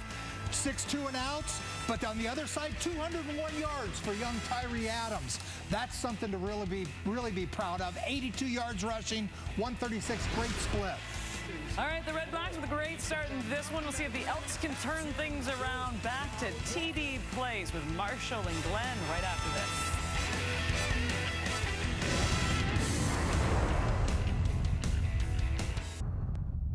Tonight's our night. You just wait and see. Well, we're all pumped up to party, and we're ready for the fight. Kick back, relax, watching Friday Night Football. The boys are being bad. CFL football game is up for grabs. It's Friday Night Football tonight. Friday night football here on TSN as our nation leads 16-0 and frustration flowing for the Edmonton Elks. Matthew Shinetti's down at field level with the head coach, Chris Jones. Chris, I know your defense is keeping you in the game. How are you evaluating your quarterback position right now, knowing that there's a guy in there trying to go ahead and get his rhythm, but also you guys need a touchdown? Well, I mean, we're not having any kind of success on 1st and 10. When we do have a little bit of success, we have a chance, but we've got to have more success on 1st and 10. We've got to run the ball more effectively. And then when they send 4-man rush and goes on, we've got to protect him. I mean, so a little bit of that's, on our front. We've got to protect better. Will Daggy start the second half? Yes, he will. Thank you. All right. There you go. There's your answer. Jared Daggy will start the second half. Now, Taylor Cornelius started the second half versus Toronto. True. And it was a 4-point game, as the panel just talked about, and he got pulled after what was his best first half of the season. And so Stephen McAdoo's calling the plays for Daggy, and we'll see him at least in Series 1. Chris Jones there mentioning first downs being a problem, not setting themselves up for the success coming into tonight. Just 5.8 yards per first down. That was 7th in the CFL. And it's no surprise that they're dead last in the Canadian Football League in second down conversion rate, just 32%. Moonshot to kick things off from Edmonton here, as it is hauled in at the 45-yard line. Looks like that's Kenny Onyeka, the Canadian here on Canada Day long weekend, himself a kickoff return, the defensive lineman. Well, not quite Danridge-like. Close. But, you know, the big boy's got it. Like Tyree Adams in the first half, I thought he settled in really nicely. He's over 200 yards of offense. He got comfortable throwing on the run. This was a nice one where he hit that push route. And then how about that athleticism? There's a little gizmo for you. And then over the middle, I thought that throw there was the confidence builder. Quarterback draw. They'll begin with a run, stretch to the sideline, trying to find a hole and cut it back is Tuggle. And Niles Morgan, good to see him back on the field, stacking it up. And Jamin Pelly all the way over to the sideline that time, making the play at 330 pounds. The big man can move on the interior for Edmonton. Big is an understatement. That's a big boy right there. Mount Pelly. You want to be ahead of Pelly in the food line at lunch. I'm just saying. Just make sure you're ahead of him. Pursuit from the backside from the 300. He got over there, didn't he? 330-pounder holds it to a 3-yard gain. Adams on 2nd and 7. Pressure on, dances away from AC Leonard. Ball tipped at the line of scrimmage. Intended for COC Mariner, incomplete. I think Connie Ely made that play, and that was a good one because that was a little bit of that Houdini we've heard of from Tyree Adams, where it looked like he was caught in the backfield. And there's Ely there. He's going to keep with it.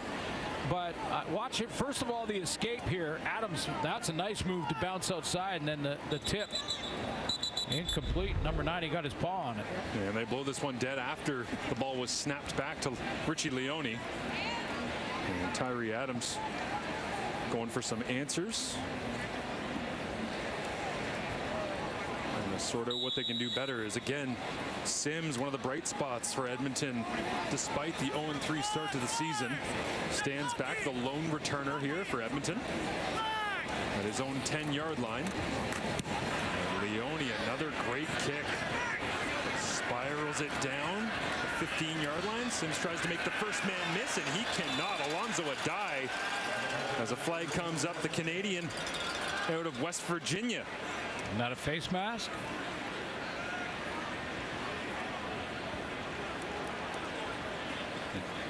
And again, Dave Foxcroft, the lead official here tonight.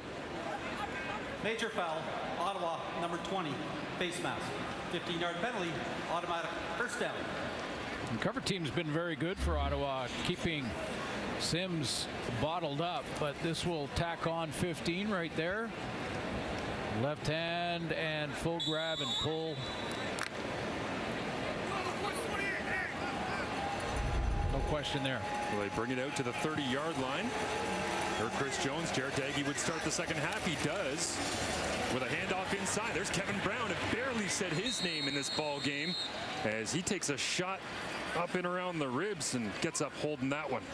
This is what Chris Jones was talking about, was to get some success on first down, because if you got your quarterback throwing from the pocket on second down and it's his first start, receivers got to come and make some plays for him, or else you get a lot of this. Protection an issue, and first down success an issue for the Edmonton Elks again. Daggy takes the snap. Flags come up as well on the snap, as that Edmonton offensive line has been struggling to start the season, to say the least. Well, this is the procedure. Edmonton, number 64. 5-yard penalty remains first down. That doesn't help, but this is the issue, and these are the facts. I mean, 14 quarters of play, and 8 of them, the Elks have been shut out in Canadian football. That's almost unheard of. Quarterback is the topic of discussion, but it is the unit right now, struggling to put points on the board and move the football. This one rifled in, and did he hold on to it? The strong hands of Dylan Mitchell, as Brandon Dandridge was right there in coverage, and somehow 17 was able to pull this one in. Well, I'm not sure they're giving it to him. They'll say incomplete now. Yeah, I'm not sure they're giving it to him. I think it did hit the ground. Ah, yes, trapped underneath. Yeah.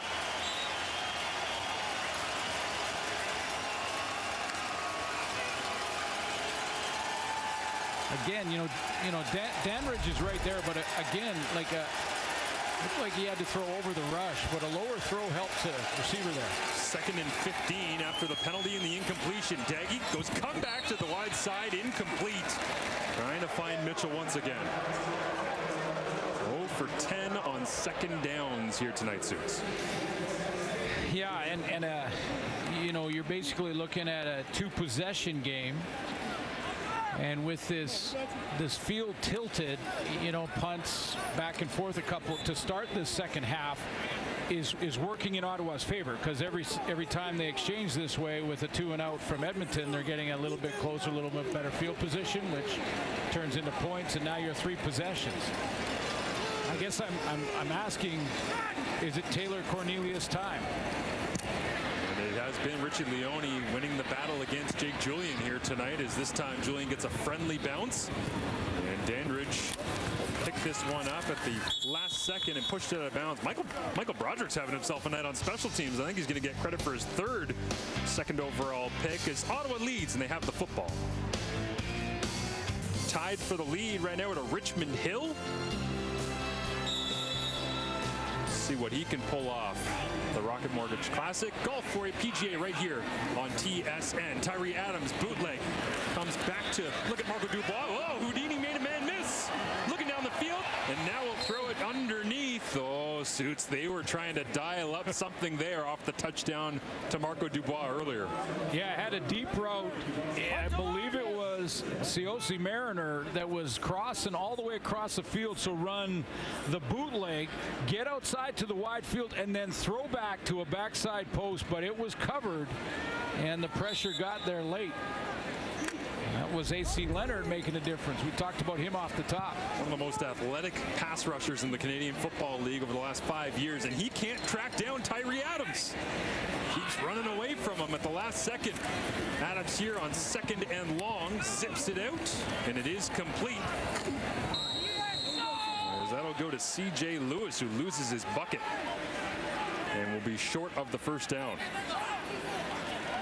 Well, that was a big punt, the last one from the Elks, that got that big bounce and take it all the way deep into Ottawa territory. So that whole field position matchup I was talking about sort of eliminated by one big kick, and you get the feeling that Sims is going to break free at some point. Canadian flag here on Canada Day long weekend, not moving at all at TD Place, so it's really just a straight up battle of leg strength right now between Jake Julian and Richie Leone, and Leone's hacked this one. Yeah. A little bit shorter. Sims picks it up at the 50 and gets what he can before he's wrapped up by Adam Auclair, the linebacker out of Laval, as Jared Daggy takes the field looking for something, anything, for the Edmonton Elks offense here on Friday Night Football. Jared Daggy 0 of 10 on 2nd down right now, but man, it wasn't that long ago. So you were there, you saw it live in person. Edmonton moving the football and him just playing free and loose against the Argos on Sunday. Yeah, I mean, he had 6 possessions. He got 2 touchdowns out of the 6, and he looked good. I mean, now, this was, the Argos had a big lead, and what has Matty called them? Yards after beatdown in a lot of ways, but he brought that sense of urgency. We haven't seen that, whether it's the play calling, a combination of that, the O-line, and just him maybe with some nerves, because we've seen some high throws from Jared Daggy. Go back to work here. He begins with an empty backfield.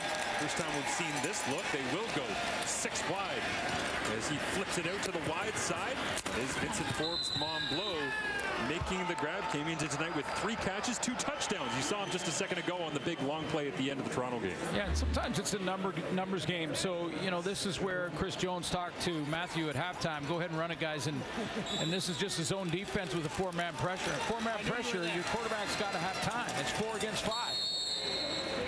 So 4-man pressure, yep. Zone behind it. Your quarterback should be able to sit there and at least have 5-6 seconds to go through his progression and find the open guy, which he did with Montblanc there on the outside, because that was the weak spot in the zone defense. You don't have any time to do that. You get picked against the zone defense. There's a 1st down on 2nd down. That's their first of the ball game here, trailing by 16, trying to build some momentum.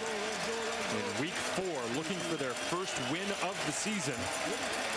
Daggy sticks in the belly of Kevin Brown. Good read against the D end, and it'll go for a gain of 7.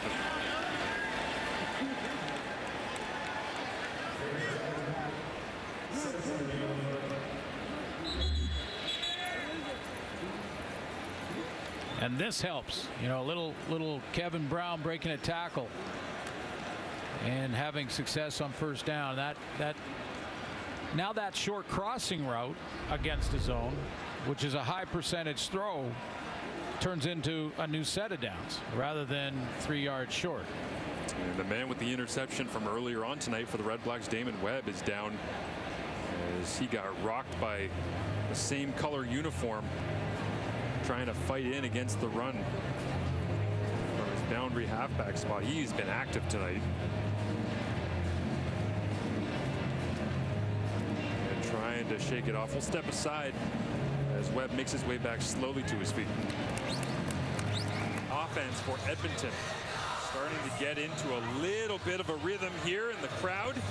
Ready to celebrate Canada Day long weekend. There were people in the Rideau Canal here outside of team place kayaking, people playing cornhole, had the tailgate going, live band before. Great way to kick off. It really is a beautiful city. I mean, honestly. Jared Daggy wants to visit the end zone right now. And he'll hand it off on second down. Good hard run by Kevin Brown and some good work up front.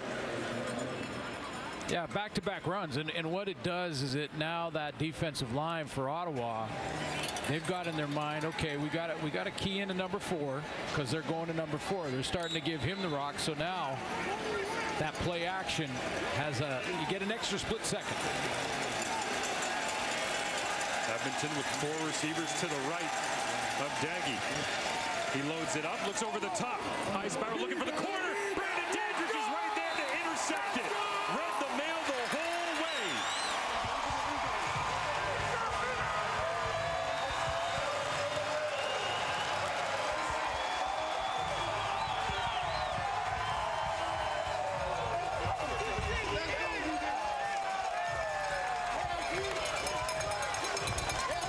Well, this one's really on Daggy because Dandridge, this is why DBs love playing against quarterbacks in their first start. This is a corner here against the zone. Now, the corner route comes from that receiver number 3, but the corner who has this outside zone decides, you know what, he's not even looking there. I'm going to just fall underneath this corner route, and I'm going to just sit underneath it and take the football. He doesn't expect me to be back here. My job was to flat. Forget the flat. I'm playing the play. Inside handoff, good burst again for the Red Blacks running game. I remember Maurice French having that corner route completion in the first half. It was one of the only first downs for the Edmonton Elks, and Daggy had to pump it just to hold Brandon Dandridge down before he threw it. This time, he tried to give him that same look, and Dandridge wasn't falling for it. Yeah, he didn't fall for it. He just said, yeah, no, I've seen this before. I've read that chapter. I'm closing the book on you on that corner. 9 takeaways in 21 CFL games for Brandon Dandridge as Adams goes underneath, crossing around on second down. Hardy knocked off his feet. Good job by Morgan that time, alongside the coverage from Dwayne Thompson II, and Ottawa can't turn it into anything, and they'll send out the punting unit.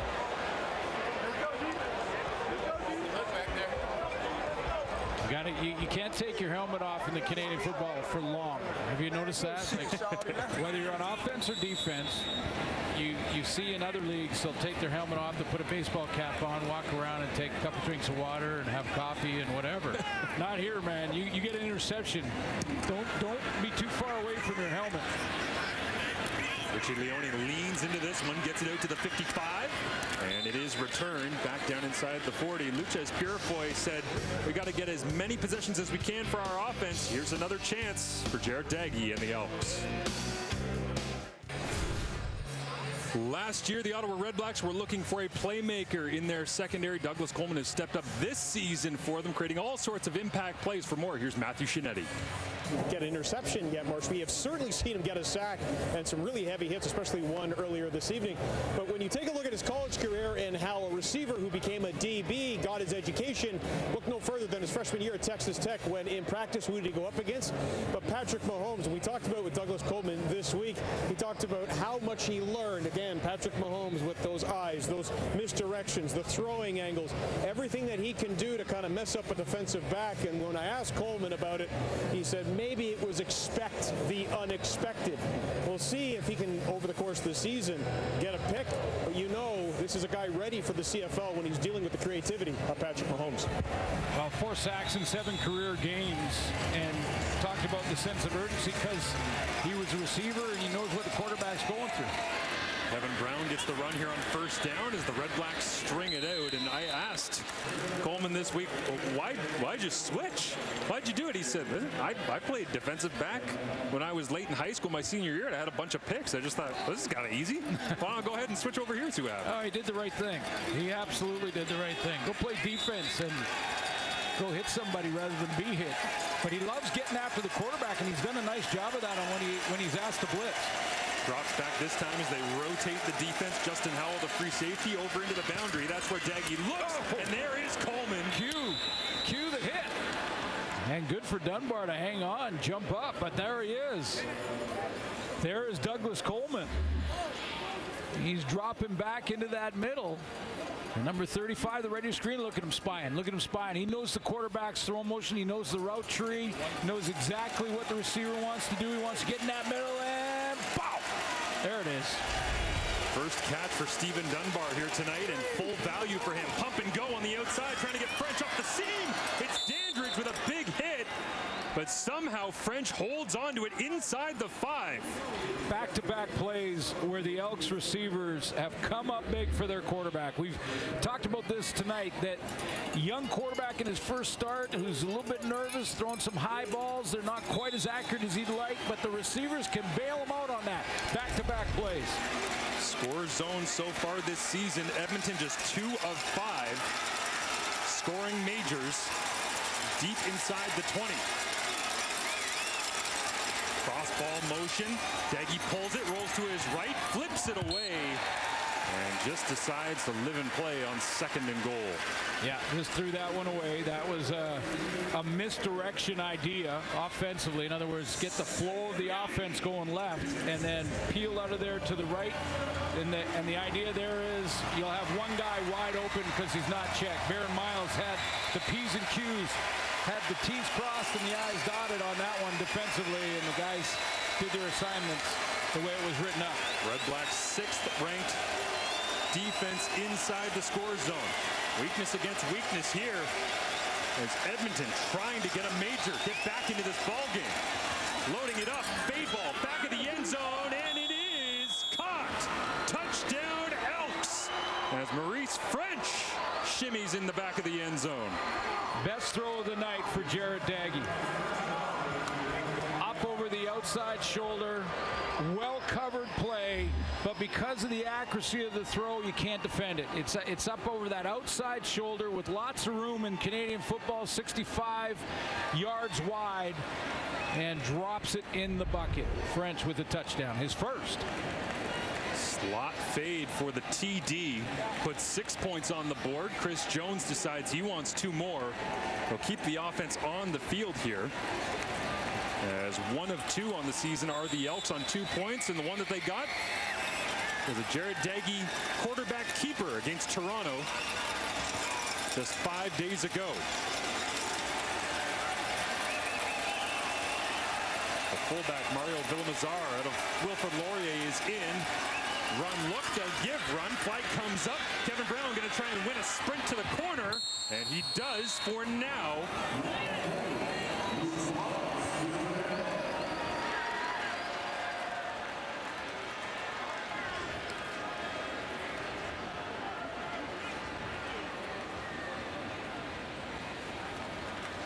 Holding Edmonton, number 62. 10-yard penalty.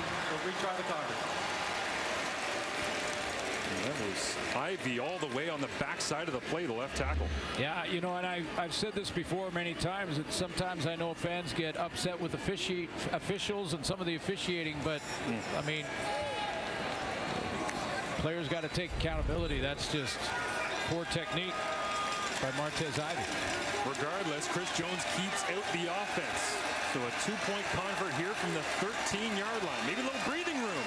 Daggy, deep drop, steps up, pressure on, evades it, pumps. Now he's going to try and run for himself. Can't get to the end zone. That's Abdul Kana right there alongside Tyrone Freda, the global middle linebacker, getting the start tonight. You know, but if you're an Edmonton Elks fan watching this game right now, you've got to be encouraged with that series. I mean, that was the best throws and the best series for this Edmonton Elks offense, you know, in this game. I mean, this is a fantastic throw to get it outside shoulder. Look at how close Kenna is. I mean, he can't play it any better. He wants to be on the inside shoulder to make Daggy make this big throw over the top. And that's got to give him a ton of confidence. Now, when you think about the receivers bailing out their quarterback, this gets him down there with French making this tough one behind him and taking a huge hit, but hanging on. He just bailed out his quarterback. That one was a little off, but he said, don't worry about that. Throw it in my time zone, and I'm going to bring it down. And Dunbar did that earlier in the drive.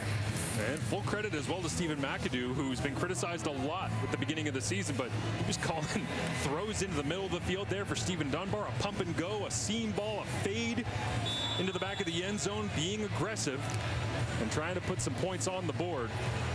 As Edmonton does, they still trail by 10 here as we near the end of the third quarter.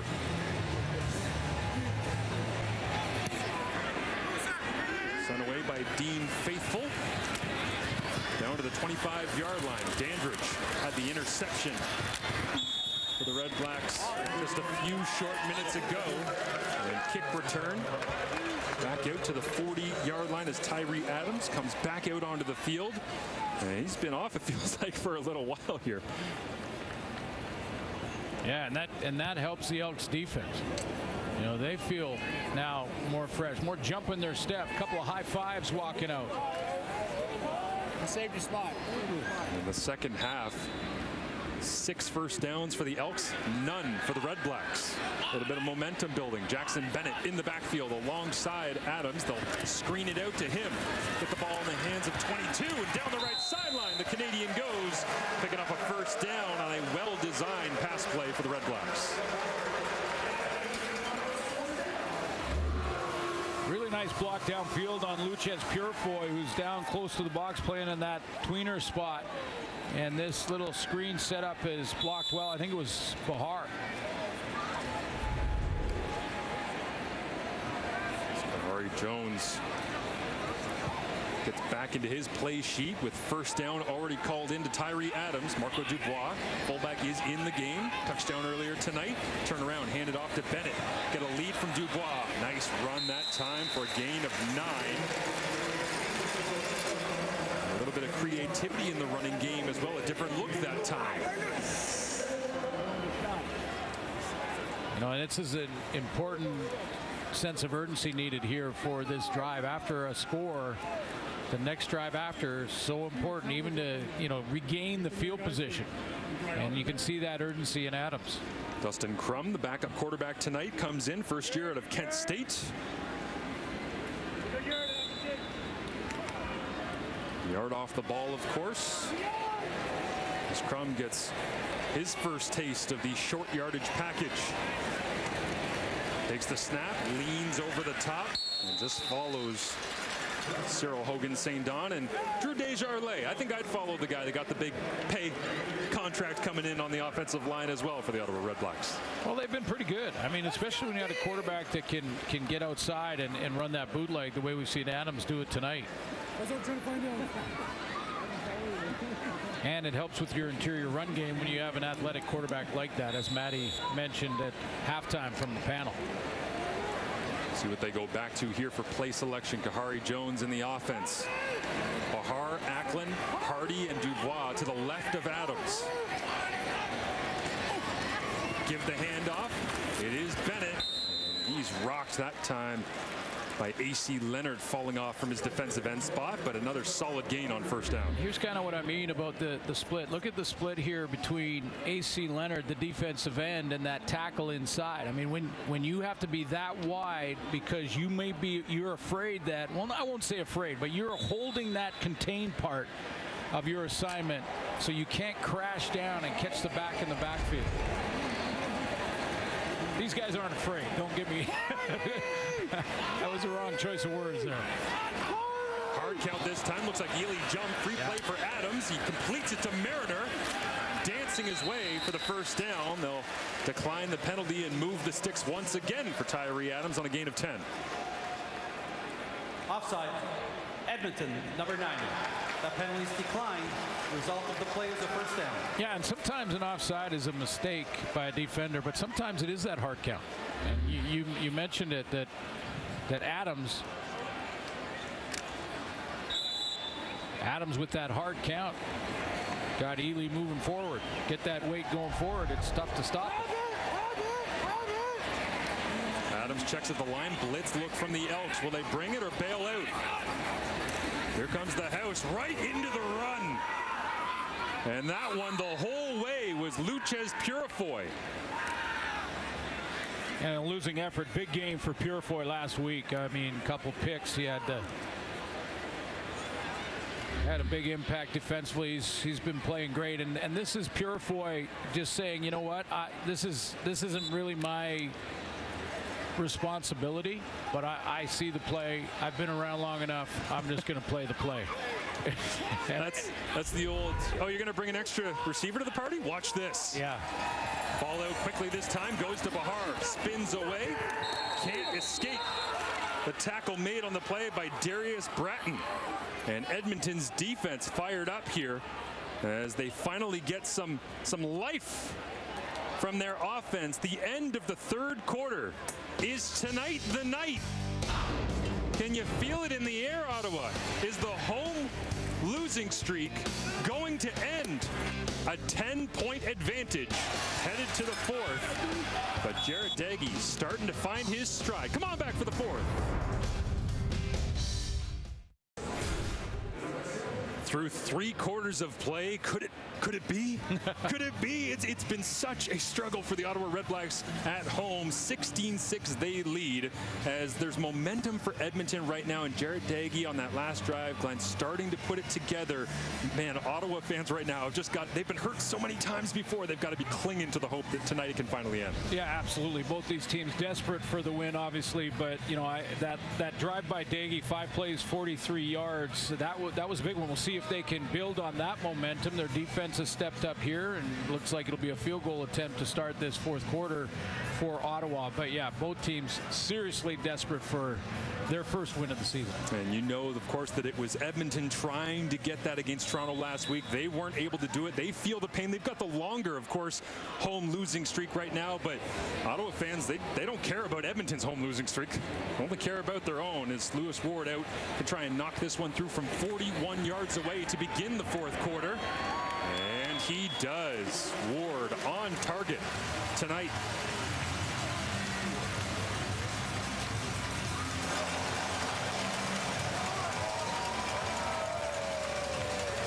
Canada Day, nation's capital.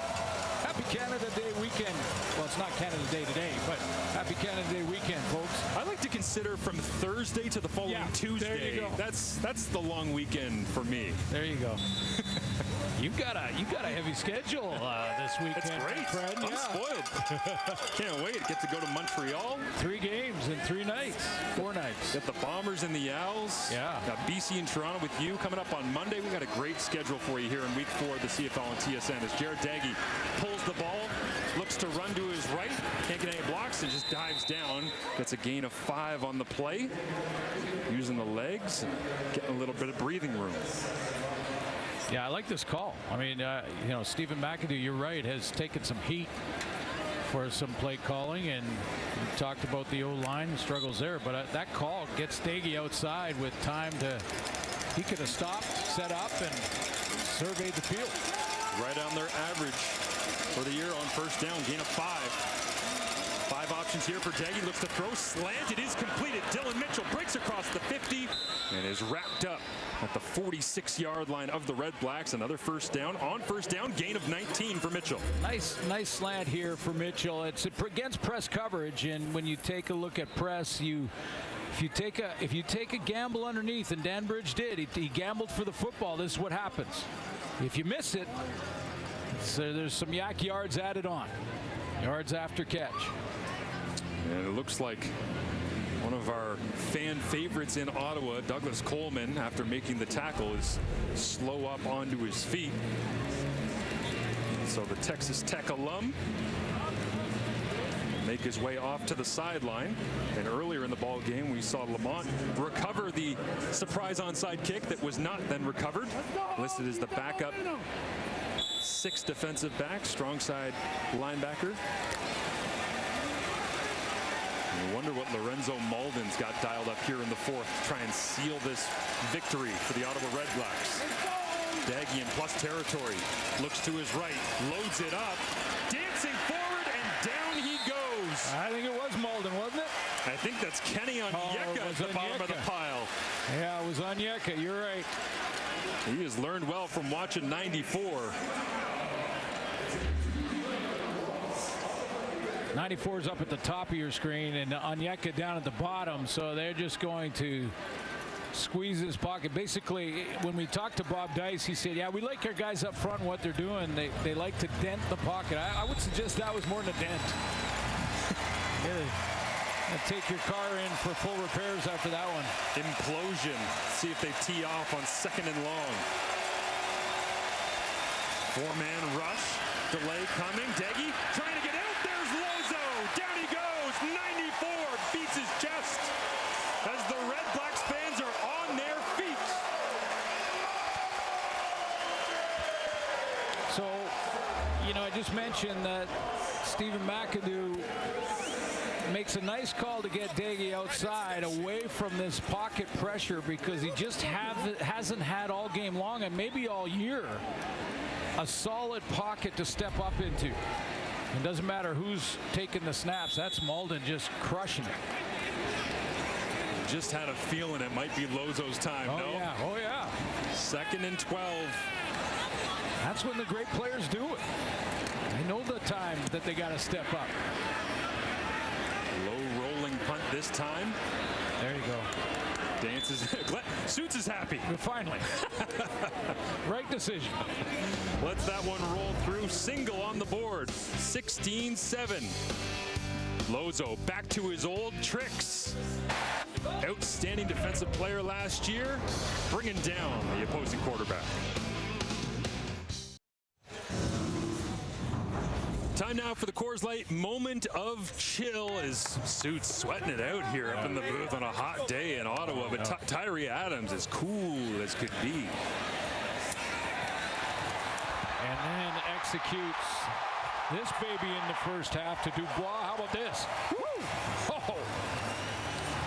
Not even in my dreams can I do that. 9.5, 9.5. Absolutely. 9.6.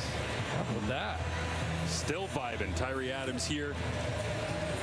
Still trying to chill. Stay in the moment. Game's on the line. 4th quarter. Got to finish. He's been through a lot. As you heard earlier from Matthew Shinetti, his journey to the Canadian Football League. Excited to have the opportunity here in Ottawa as they'll run it off tackle. Cutting back against the grain. Running through 2 tackles. Now a 3rd is Jackson Bennett. And a first down on the ground. We've said this a lot tonight, Suits. The running game on first down, getting a gain of 10+. This one goes for 14. Yeah, against a team that has given up a ton of yards on the ground in the Edmonton Elks. I mean, Tuggle now, they definitely committed to the run Ottawa has tonight, more so than they have all year. And it's paying off, especially when you add an athletic quarterback that can run. 4 broken tackles that time for Jackson Bennett as they struggle to bring down the 222-pounder out of the University of Ottawa. Adams goes back to Bennett, dances, the patience, and gets his way up to the 50. You know, run defense, as you know, Marshall, is about 12 guys getting to the ball. I mean, you know, yes, there's assignments. You've got to cancel your gap. So let's say that's the gap. Let's say that's a gap and that's a gap. You got to cancel your gap. Make sure you know what gap you're in. Make sure you know it. Now, that wasn't obviously the player's responsibility, but those are all gaps that you have a responsibility for. But after that, it's real simple. 12 hats to the ball. Everybody is responsible for run defense. Adams takes the snap once again, goes back to the running game. And on 2nd and 2, another first down, Jackson Bennett. Clock continues to roll. As on that last replay we saw, the left guard Drew Desjardins matched up against Woodley Apollon his first year. I mean, it's the way that Edmonton plays. You've highlighted this front, a 3-man front, some of the lighter bodies, and trying to cancel those gaps. When you got a 300-pounder on a guy who's 220, you want to run it right at him. Yeah, go attack. And you know, it's not just the linebackers. You know, I know that people think run stopping is all about the middle linebacker. It's not just his responsibility. Well, bringing Demontre Tuggle here in the backfield after 3 great runs from Jackson Bennett. Tight end set with the fullback. Yes, Dubois was in. They loaded up, go play action, crossing route. Jalen Ackland makes the grab inside the 30. And Kahari Jones dialing it up right now. Going run, run, run. Bringing the other back, bringing the fullback. See ya. There's fullback. Watch the play action. Watch how the defense hesitates just for a second. Play action. Got to look at the running back first. There's that first. Now that takes you away from the pass rush. That gives your quarterback another steamboat. 1 more second. That's all he needs. Crossing route all the way from left to right. And Ackland comes up with a catch. Great contested catch from Ackland that time in the tight coverage by Darius Bratton. Pressure look again from the Elks. Last time they blitzed right into the run. This time, trying to learn from it. Oh, we talked about this week with Tyree Adams. The backside RPO looks. And he knows he missed one. Yeah, he knows he missed one because you know when you load the line of scrimmage, then the read for the quarterback is hot route. And Adams knows it, and he knows he just missed it. See, they're all lined up on the line, so it's the hot route. Hit that hot route real quick, and you might score because now there's only one-on-one. That ball just a little bit behind. Another opportunity on 2nd and long. Max protection as they plus in Nate Bahar. Adams gets hit low as he throws. It's incomplete. And a flag is out, and I think this one is going to be a low hit on Adams, who pops up onto his feet. Or was it Serezna in the backfield? Lots of pressure there, and Adams gingerly trying to walk this one off. Major foul, roughing the passer, Edmonton number 94. 15-yard penalty, automatic first down. Wow, this is 3 games of 4 now that Jake Serezna has taken a penalty. Now, and Adams is lucky to walk away from that. Doesn't matter that you're being blocked. You have to avoid hitting the quarterback low at all costs, or it's a penalty. You just cannot go low like that, and that keeps the drive alive. That was 2nd down.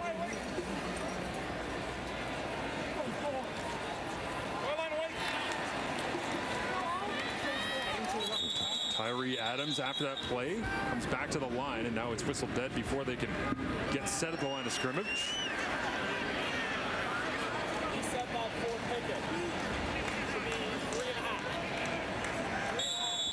And now Dave Foxcroft will whistle it in at the 13-yard line. And Tyree Adams happy to let the game clock roll as long as the play clock will allow. Red zone efficiency, you see it there, a struggle so far this year for the RedBlacks, being able to finish drives with majors. They go back to the run. It's been a major part of this drive, and they pick up a couple.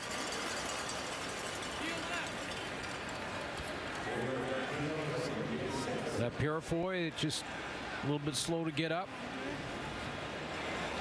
Be okay. The training staff didn't come back out. 132 yards rushing so far tonight for the Ottawa RedBlacks. So the Elks giving up right around their average again with 7 minutes to go. Yep, last in the league at 149 yards rushing allowed per game. as we sit with 7:10 remaining here in the fourth. Adams with the fullback set in with Dubois.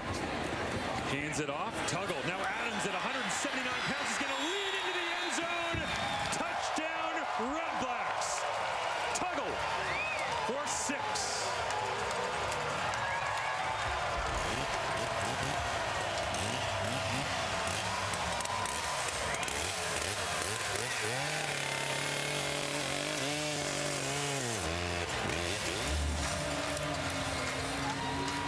Watch the quarterback and Tyree Adams here lead the way.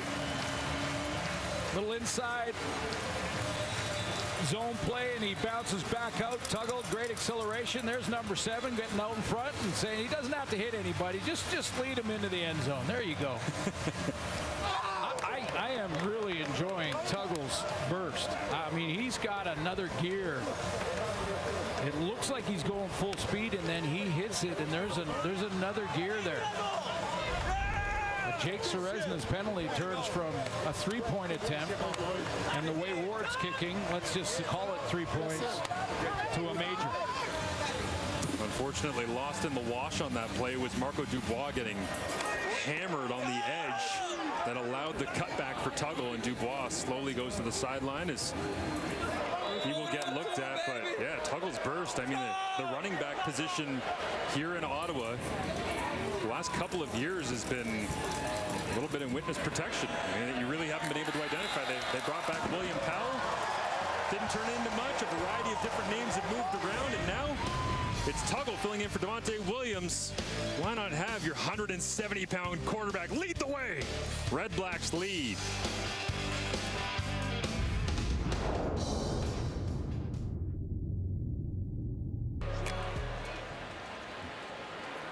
As Bob Dice directing the sideline. Looks like he is in line to be the head coach of the Ottawa RedBlacks that ends the home losing streak up 26-7. Midway through the fourth quarter as Sims tries to get something going. Flags everywhere. This one will likely come back, but Ottawa's red zone this season, 7 trips, 5 field goals, a turnover, and that touchdown that we just saw from Devontae Tuggle bursting back to the outside. Yeah, let's say on During that the return, holding Edmonton, number 39. 10-yard penalty, first down, Edmonton. On the run by Tuggle, you know, when you are concerned about contain of an athletic quarterback, and watch how wide here Serezna really is, then if you are told to crash down, which he is, you commit yourself because you're so far outside. So go ahead and run it. Now, his job was contain here, but he gives himself up in the wash. Now, both players have the open side off to the left, and containment with no linebacker help. The containment was Serezna, and he had given himself up on crashing down inside. Another wood cookie cut here on Canada Day long weekend in the nation's capital. And Jarrett Daggy goes back to work on offense. Horizontal run from Kevin Brown going nowhere once again. As it's Blessman Teala, the top pick in the global draft, getting the stop that time on Brown. Well, coming in for the Elks, the thought was, can Jarrett Daggy provide a spark, and could he get this team, you know, playing with a better sense of urgency? Because they had issues up front. We've talked about that tonight, and that's been an issue all game. And they've had issues on defense against the run. That reared its ugly head again tonight. So the issues for Chris Jones haven't changed, and they revealed themselves again tonight. 4 receivers to the left of Daggy. Again, the deep drop. Fades it over the top. There's Kyron Moore down the middle of the field. They can't tackle him until he crosses the 55. And you could see Daggy just feathering that one in for a gain of 38. Catch and run for Swerve. This is Manny's yards after beat down, but they're still battling. And in the CFL, as you know, it could be 3 or 4 possessions. A couple of quick 2-and-outs from your defense. If you score here, like not this play, but if you score on this drive, it's not done yet. Daggy sets his feet again, tries to hammer this one into Stephen Dunbar. He does, and that'll be close to another first down. Good to see Damon Webb back in the lineup in the secondary for Ottawa. He had left to get some medical attention. It is a first down, a gain of 12, and Edmonton starting to play with some pace here as they go to their hurry-up offense.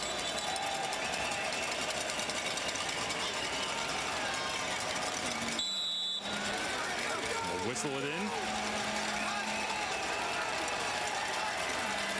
Four-man rush, quick game. Daggy gets it out once again. Complete short right. Or they'll say incomplete. Dribbled along the turf as Daggy just missed a little low, intended for French. Yeah, they are bringing this back, aren't they? Yeah, call came in from the far sideline. The best view of it over there. So the double E facing 2nd and 10. And for a crowd that hasn't had the opportunity to get excited about much in a long time, 2nd and 10. 2nd and 10 on Canada Day long weekend, up 26-7. Bring the noise, Ottawa. You going to double down on 94? You know what? I think so. Oh, the challenge strike may be out from Chris Jones here. Edmonton is challenging the ruling of an incomplete pass on the previous play. We'll review the play. So the command center will take a look at it and give Ottawa fans an extra couple minutes to savor what looks like a finally home victory. A look at it from French trying to get his body underneath. They called it incomplete. We'll find out when we return. Ottawa leads Edmonton driving here in the 4th quarter. Jared Daggy trying to find Maurice French. Did he get the arms underneath? We get the verdict from command and head referee Dave Foxcroft. After review by the command center, the ruling on the field is overturned to a completed pass. The ball will be placed on the 30.5-yard line. It'll be 2nd down, a half a yard to go. These Ottawa fans, boo birds out. They're still in home losing streak mode. Yeah, that looked like a clear catch, but 2nd and 1. I mean, and using the challenge there, I absolutely have to score here. 3-down football time for Edmonton. 2nd and short. Oh, it's stacked up right at the line of scrimmage. You mentioned it early on in the game, Suits. Yeah. I mean, even when they're picking it up, it is not convincing in short yardage right now for Edmonton. Yeah, and honestly, it's want to. It really is. It's the want to factor. Who wants it more? Who gets low leverage? Get the pad level down, and just drive off the ball. And offense knows the snap count. Taylor Cornelius looks on here with 4 minutes remaining in the ball game. Jared Daggy steps up, fades this one, and he just missed French. That should have been a touchdown for Edmonton. Boy, he had him.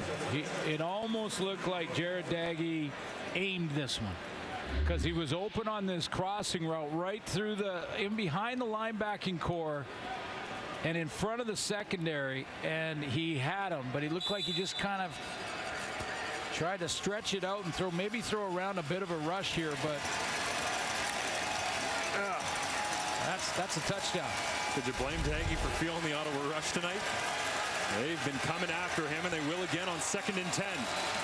4 rushers, steps forward, throws it over the middle, intercepted.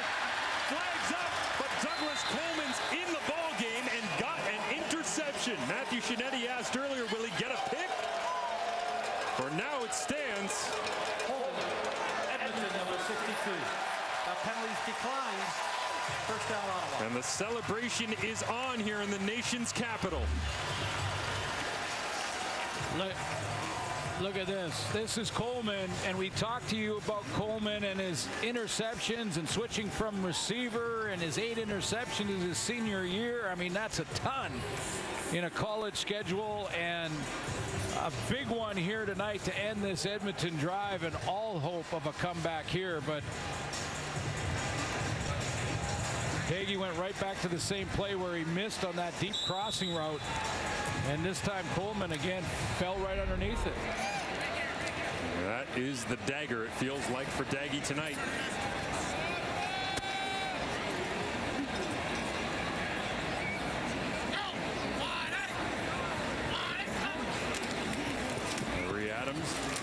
Hands it off. Tuggle being chased down from behind. I know it doesn't count, Suits, because it was only preseason, but the last guy to lead the Ottawa RedBlacks to a home victory, Tyree Adams, preseason against the Toronto Argonauts here at TD Place a couple years ago. 2 touchdowns in the fourth quarter, drove the length of the field after throwing a pick 6. He looks like he's going to get credit for a regular season home victory here as we hit the 3-minute warning. It has been a long time since the Ottawa RedBlacks were able to get themselves a home victory. I see all of you on social media right now saying, Marshall, Suits, please stop jinxing us, please.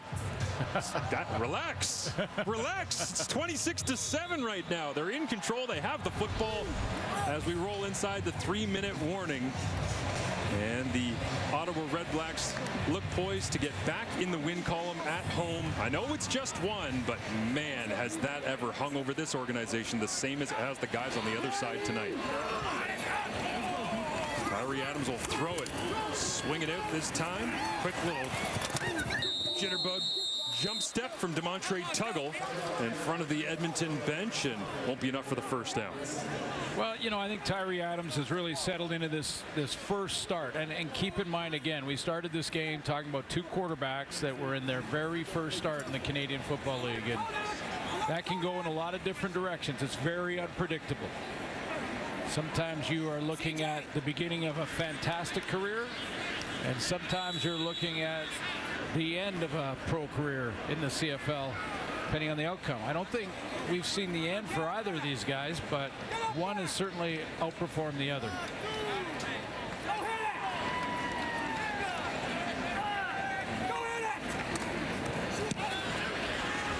Leone sends it away, a wobbling spiral. Drives Sims back to the 30, makes the first man miss. And the coverage unit is there, wraps it up after a 46-yard punt. Well, the last time Ottawa won in this building, Suits, who was playing for Ottawa? What is this going to look like? It was against Edmonton. There's Caleb Evans fading it to the back of the end zone. Got a look underneath. I think that's Flanders. It is. Timothy Flanders was playing running back in that game. Kenny Stafford. Had a lot of roster turnover trying to find answers in this organization. And a lot of quarterbacks since Henry Burris and Trevor Harris. They're trying to find the answer there. And Jeremiah Mazzoli very close. Throw, almost intercepted. As Daggy looking to the outside, and Ottawa's already got 3 interceptions tonight. They very nearly had a 4th. So what do you do? You know, what do you do if you're Chris Jones? I mean, Jared Daggy in the second half, better than the first half for sure, but now he's thrown a couple picks. That one almost, again, a pick. Some flashes. Do you go back to Taylor Cornelius? Team Bailey was all over it, just like Dandridge was earlier, just like Webb before him. This time it's Stephen Dunbar, and that little slot in is one of the few productive plays they've had tonight consistently. A gain of 19 this time to Dunbar. Very different scenario for Chris Jones and their decision if you compare it to last week when they took Taylor Cornelius out after I thought, his best half of the season. To the outside they go. This one low but complete to Dylan Mitchell. And they, you know, I think tonight they probably had that in their minds when they decided to keep Jarrett Daggy in after a pretty average first half and not go to Taylor Cornelius. So, you know, based on what happened and the backlash from last week and probably the quarterback room, everyone looking at each other like, well, I don't know what's going to happen now. But they decided to keep Daggy in there. He's played better in the second half. Times. Looks to throw again outside. Forbes mom blow, but interesting emotions in this one because there's people in the Ottawa organization that are out right now not playing that would have loved to have been a part of a home victory, that they've gone through so many home losses. And then you see Taylor Cornelius standing on the sideline. And, he would have loved to have been in and tried to make an impact and not allow that to be. Not allow it, yeah. Get another shot at it. But yeah, full credit to Tyree Adams and a guy who made a bunch of big plays. Key moments. Daggy for now, still controlling, looking over the top into traffic.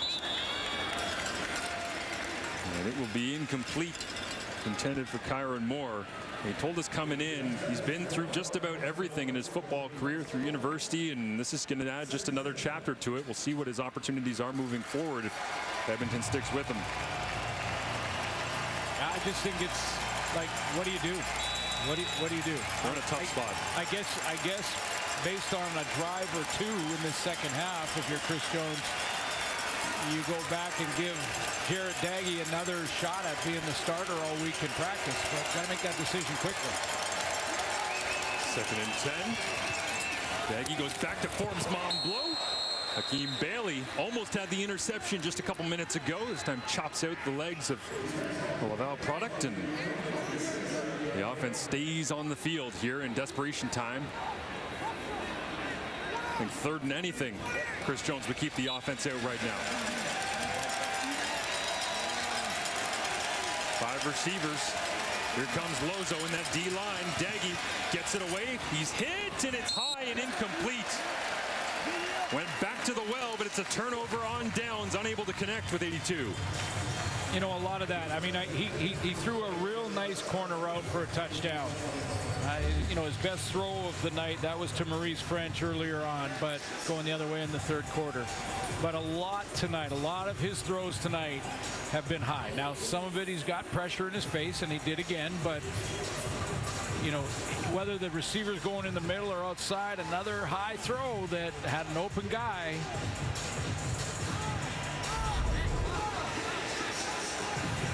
The accuracy. Mental toughness, physical toughness, decision-making, and accuracy. 3 keys to a successful quarterback. As that's going to do it tonight for Tyree Adams. He gets credit for the victory at home for the Ottawa RedBlacks, and in comes Dustin Crum. But Tyree Adams, first performance here, CFL starts. You mentioned it earlier, Suits. What does it mean? Well, what does it mean? I mean, it means that the #1 guy is now the head coach of the Toronto Argonauts. We'll see him on Monday. We know Kahara Jones down on the sideline here. Jeff Garcia, great career for him. That was on Labor Day when he took over as the starter and threw for 445, and Bo Levi Mitchell's on that list. So, you know, it's so unpredictable in your very first start. Are we seeing a guy that becomes the next Bo Levi Mitchell or Damon Allen, or are we seeing a guy who, you know, has a good journey and a good career, but ends up coaching quicker than you never know. And I just think Tyree Adams handled the pressure well tonight. Stayed within his frame, didn't try to do things too crazy, didn't try to force the ball. Good play calling to help him. But turnovers were a big issue in the first 2 weeks for Ottawa, and he eliminated that. I'm happy for that. I'm just saying. Talking to Zach Collaros this week ahead of Winnipeg Montreal coming up tomorrow, and he said, you know, you usually like to have a celebratory beer. It tastes a lot better than a losing beer. There's a lot of people around here at TD Place and Lansdowne that enjoy going out for a beverage after the game. I got a feeling tonight for the RedBlacks fans, the beer might taste a little bit better. Yeah, I'm gonna correct Zach a little bit. The beer after a victory is 10 times better. Is so much better. Not just a little better. The taste of a beer after a victory, 1,000 times better than one after a loss. And the energy inside the building tonight was palpable from the start. And RedBlacks fans have really tried to believe, and they've been great. They've believed. Honestly, and believed, and just waited and waited and waited and hoped and had their heart broken so many times, and they're finally going to get to celebrate a W in front of their own eyes tonight as Dustin Crum, a little Tyree Adams imitation, pulls it on 2nd down and 4. Well, there's a lot to be excited about, too, for Red Black fans moving forward as the weeks come, you know, move on. I mean, Jeremiah Mazzoli, as we mentioned off the top, is very close to returning and you know, taking over that starting job. And this is what they wanted to build their team around. This is the player that they wanted to build it. Now, they've made sure they've taken their time with his injury, and he looks really good in practice. Yeah. And just to get ahead of this one before anybody tries to debate it, I don't think there's a quarterback controversy in Ottawa. No. But a good start and a viable option if you need it, and maybe even a change of pace guy. You know, RPO, a little bit of quarterback draw. You could throw Tyree Adams. If Jeremiah's good, you could throw him in and have a change of pace quarterback. So as you see Bob Dice, a lot of people around the Canadian Football League will be very happy for that man and his coaching staff tonight. Yeah, I think Bob has earned the respect of the football community across the country in so many different ways and so many different roles, that there are a lot of people that are cheering for Bob. And I have to mention too, while we have this shot, that is a good-looking cap. I'm telling you, he is carved out. I love the look of that red, black R and the red against it. That's a cool-looking cap. Inside run, and there goes Tuggle. Oh boy! Shut it down, Ottawa. Get on your feet and celebrate a home win. Why not punctuate it? How about that? Tyree's excited. I'll tell you what, Tuggle's a keeper. That's going to add to the rush yards against for the Elks, but wow, watch the acceleration again. Talk about all night. Here's another gear. Here it comes. Just across the middle, outrunning angles.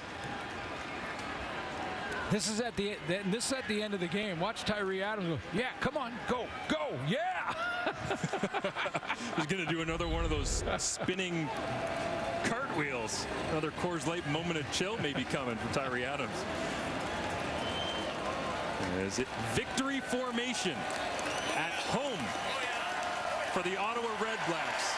And look at these fans. Loving it. There you go. Why not set off the fireworks? It might just be one, but it feels like a whole lot more. You can feel the weight lifted off the entire organization. A 26-7 victory. Hey, our nation, we love y'all. We love y'all. You heard it right there from Lozo. I'll tell you what, nation's capital, Canada Day weekend. RedBlacks got the first one. We're in Montreal and then Toronto. Two more great games coming for you this weekend. The Bombers and the Owls tomorrow. The Lions and the Argos on Monday. Undefeated. Tonight, it was all about Tyree Adams, Demontre Tuttle, and that Ottawa defense. A home victory in the nation's capital to kick off Canada Day long weekend. Wherever you watch from, thanks so much for being a part of the show. Have yourselves a great night. Time for SportsCenter. First, we start with the game we just saw, the Elks and RedBlacks. Tessa, both teams came in, well, they hadn't won a game yet. One of them had to do it, and of course, Ottawa did their job. Yeah, the Elks came into week 4 on the road in Ottawa looking for their first win of the season. Ottawa, as you mentioned, in the same boat, looking for their first win. Offense really hasn't come easy for either of these teams. But hey, maybe the fact that two quarterbacks are making their first start in Jared Dagey and Tyree Adams might give one of these teams a boost. Ottawa driving in the first quarter. On a bootleg here, takes the open receiver. It is Marco Dubois, the rare fullback catch in Ottawa. Down the sideline, tiptoeing goes Dubois. Inside the 5, touchdown RedBlacks. Great job by Marco Dubois. Staying in bounds. Ottawa's first offensive touchdown of the season. You saw it here. 10-zip RedBlacks. Let's check in on Dagey. Second quarter. Looks for Dylan Mitchell. This one is picked off by Damon Webb. The Elks down 16-0 at the break. Milt Stiegel offered his thoughts on Edmonton. Ottawa football. They have a lot of problems going on. And if they continue the way they're playing and they don't score another point, my goodness, something big needs to happen then. If you go 2 games without scoring a point in the CFL and you stand pat, as a fan, I'm not putting up with that. That's a big problem. Big problems. Yes, the Elks have already been shut out once this season, but they do get some points in the third quarter. Daggy to Maurice French for the touchdown. That cuts the lead to 10. Everyone talks about the Elks' 19-game home losing streak, but Ottawa has actually lost 13 straight at home. So both of these teams really, this is a battle of the bottom of the barrel. Fourth quarter, Demontre Tuggle runs in for the 9-yard score. The RedBlacks' home losing streak comes to an end. Home sweet home. Right? At 13, lucky number 13 streak can get lost. They just broke that one. 26-7 was the final in this one. So this was not only Ottawa's first victory of the season, but it snaps, as mentioned, their 13-game home winless skid. The Elks have now lost 8 consecutive games dating back to last season. They haven't won since week 15 of last season against the Riders. That was on September 16th. Yikes. Oh, man. Elks fans, kudos to you for staying loyal to your crew. Here's Kate in the panel with more. Alongside Jim Barker, Matt Dunnigan, and Milt Stiegel. And first, let's give props to the Ottawa RedBlacks. They finally snapped their home losing streak. They had Tyree Adams, who was really efficient in this game, and just a good win all around. On the flip side, though, the biggest story of this game has to be the Edmonton Elks and what's going on with this organization. We thought maybe bringing in Jarrett Daggy would be a spark for the team, but you've got the O-line issues, you've got the run defense issues, the list goes on and on. Coach, what do you do with this team right now? Well, it's a disaster, and the one thing you do to get a football team back on track is you get physical, is you try to run the ball, you make sure you can stop the run. They can't stop the run, they can't run the ball. They gave up 4 more sacks tonight. They're not playing football. They're not competitive, and that to me is a huge problem. Jim, this mess started last week when they pulled Taylor Cornelius. I thought he was the best option for them. They pulled him, and he was 14 and 18, 130 yards and a touchdown at that point. And Daggy gets the first team reps this week, travels across the country, and he tries to spark the football team, a football team from top to bottom that is in disarray. I don't think anybody trusts anybody right now in that organization. I think there's a lot going on from top to bottom. You have to look at it.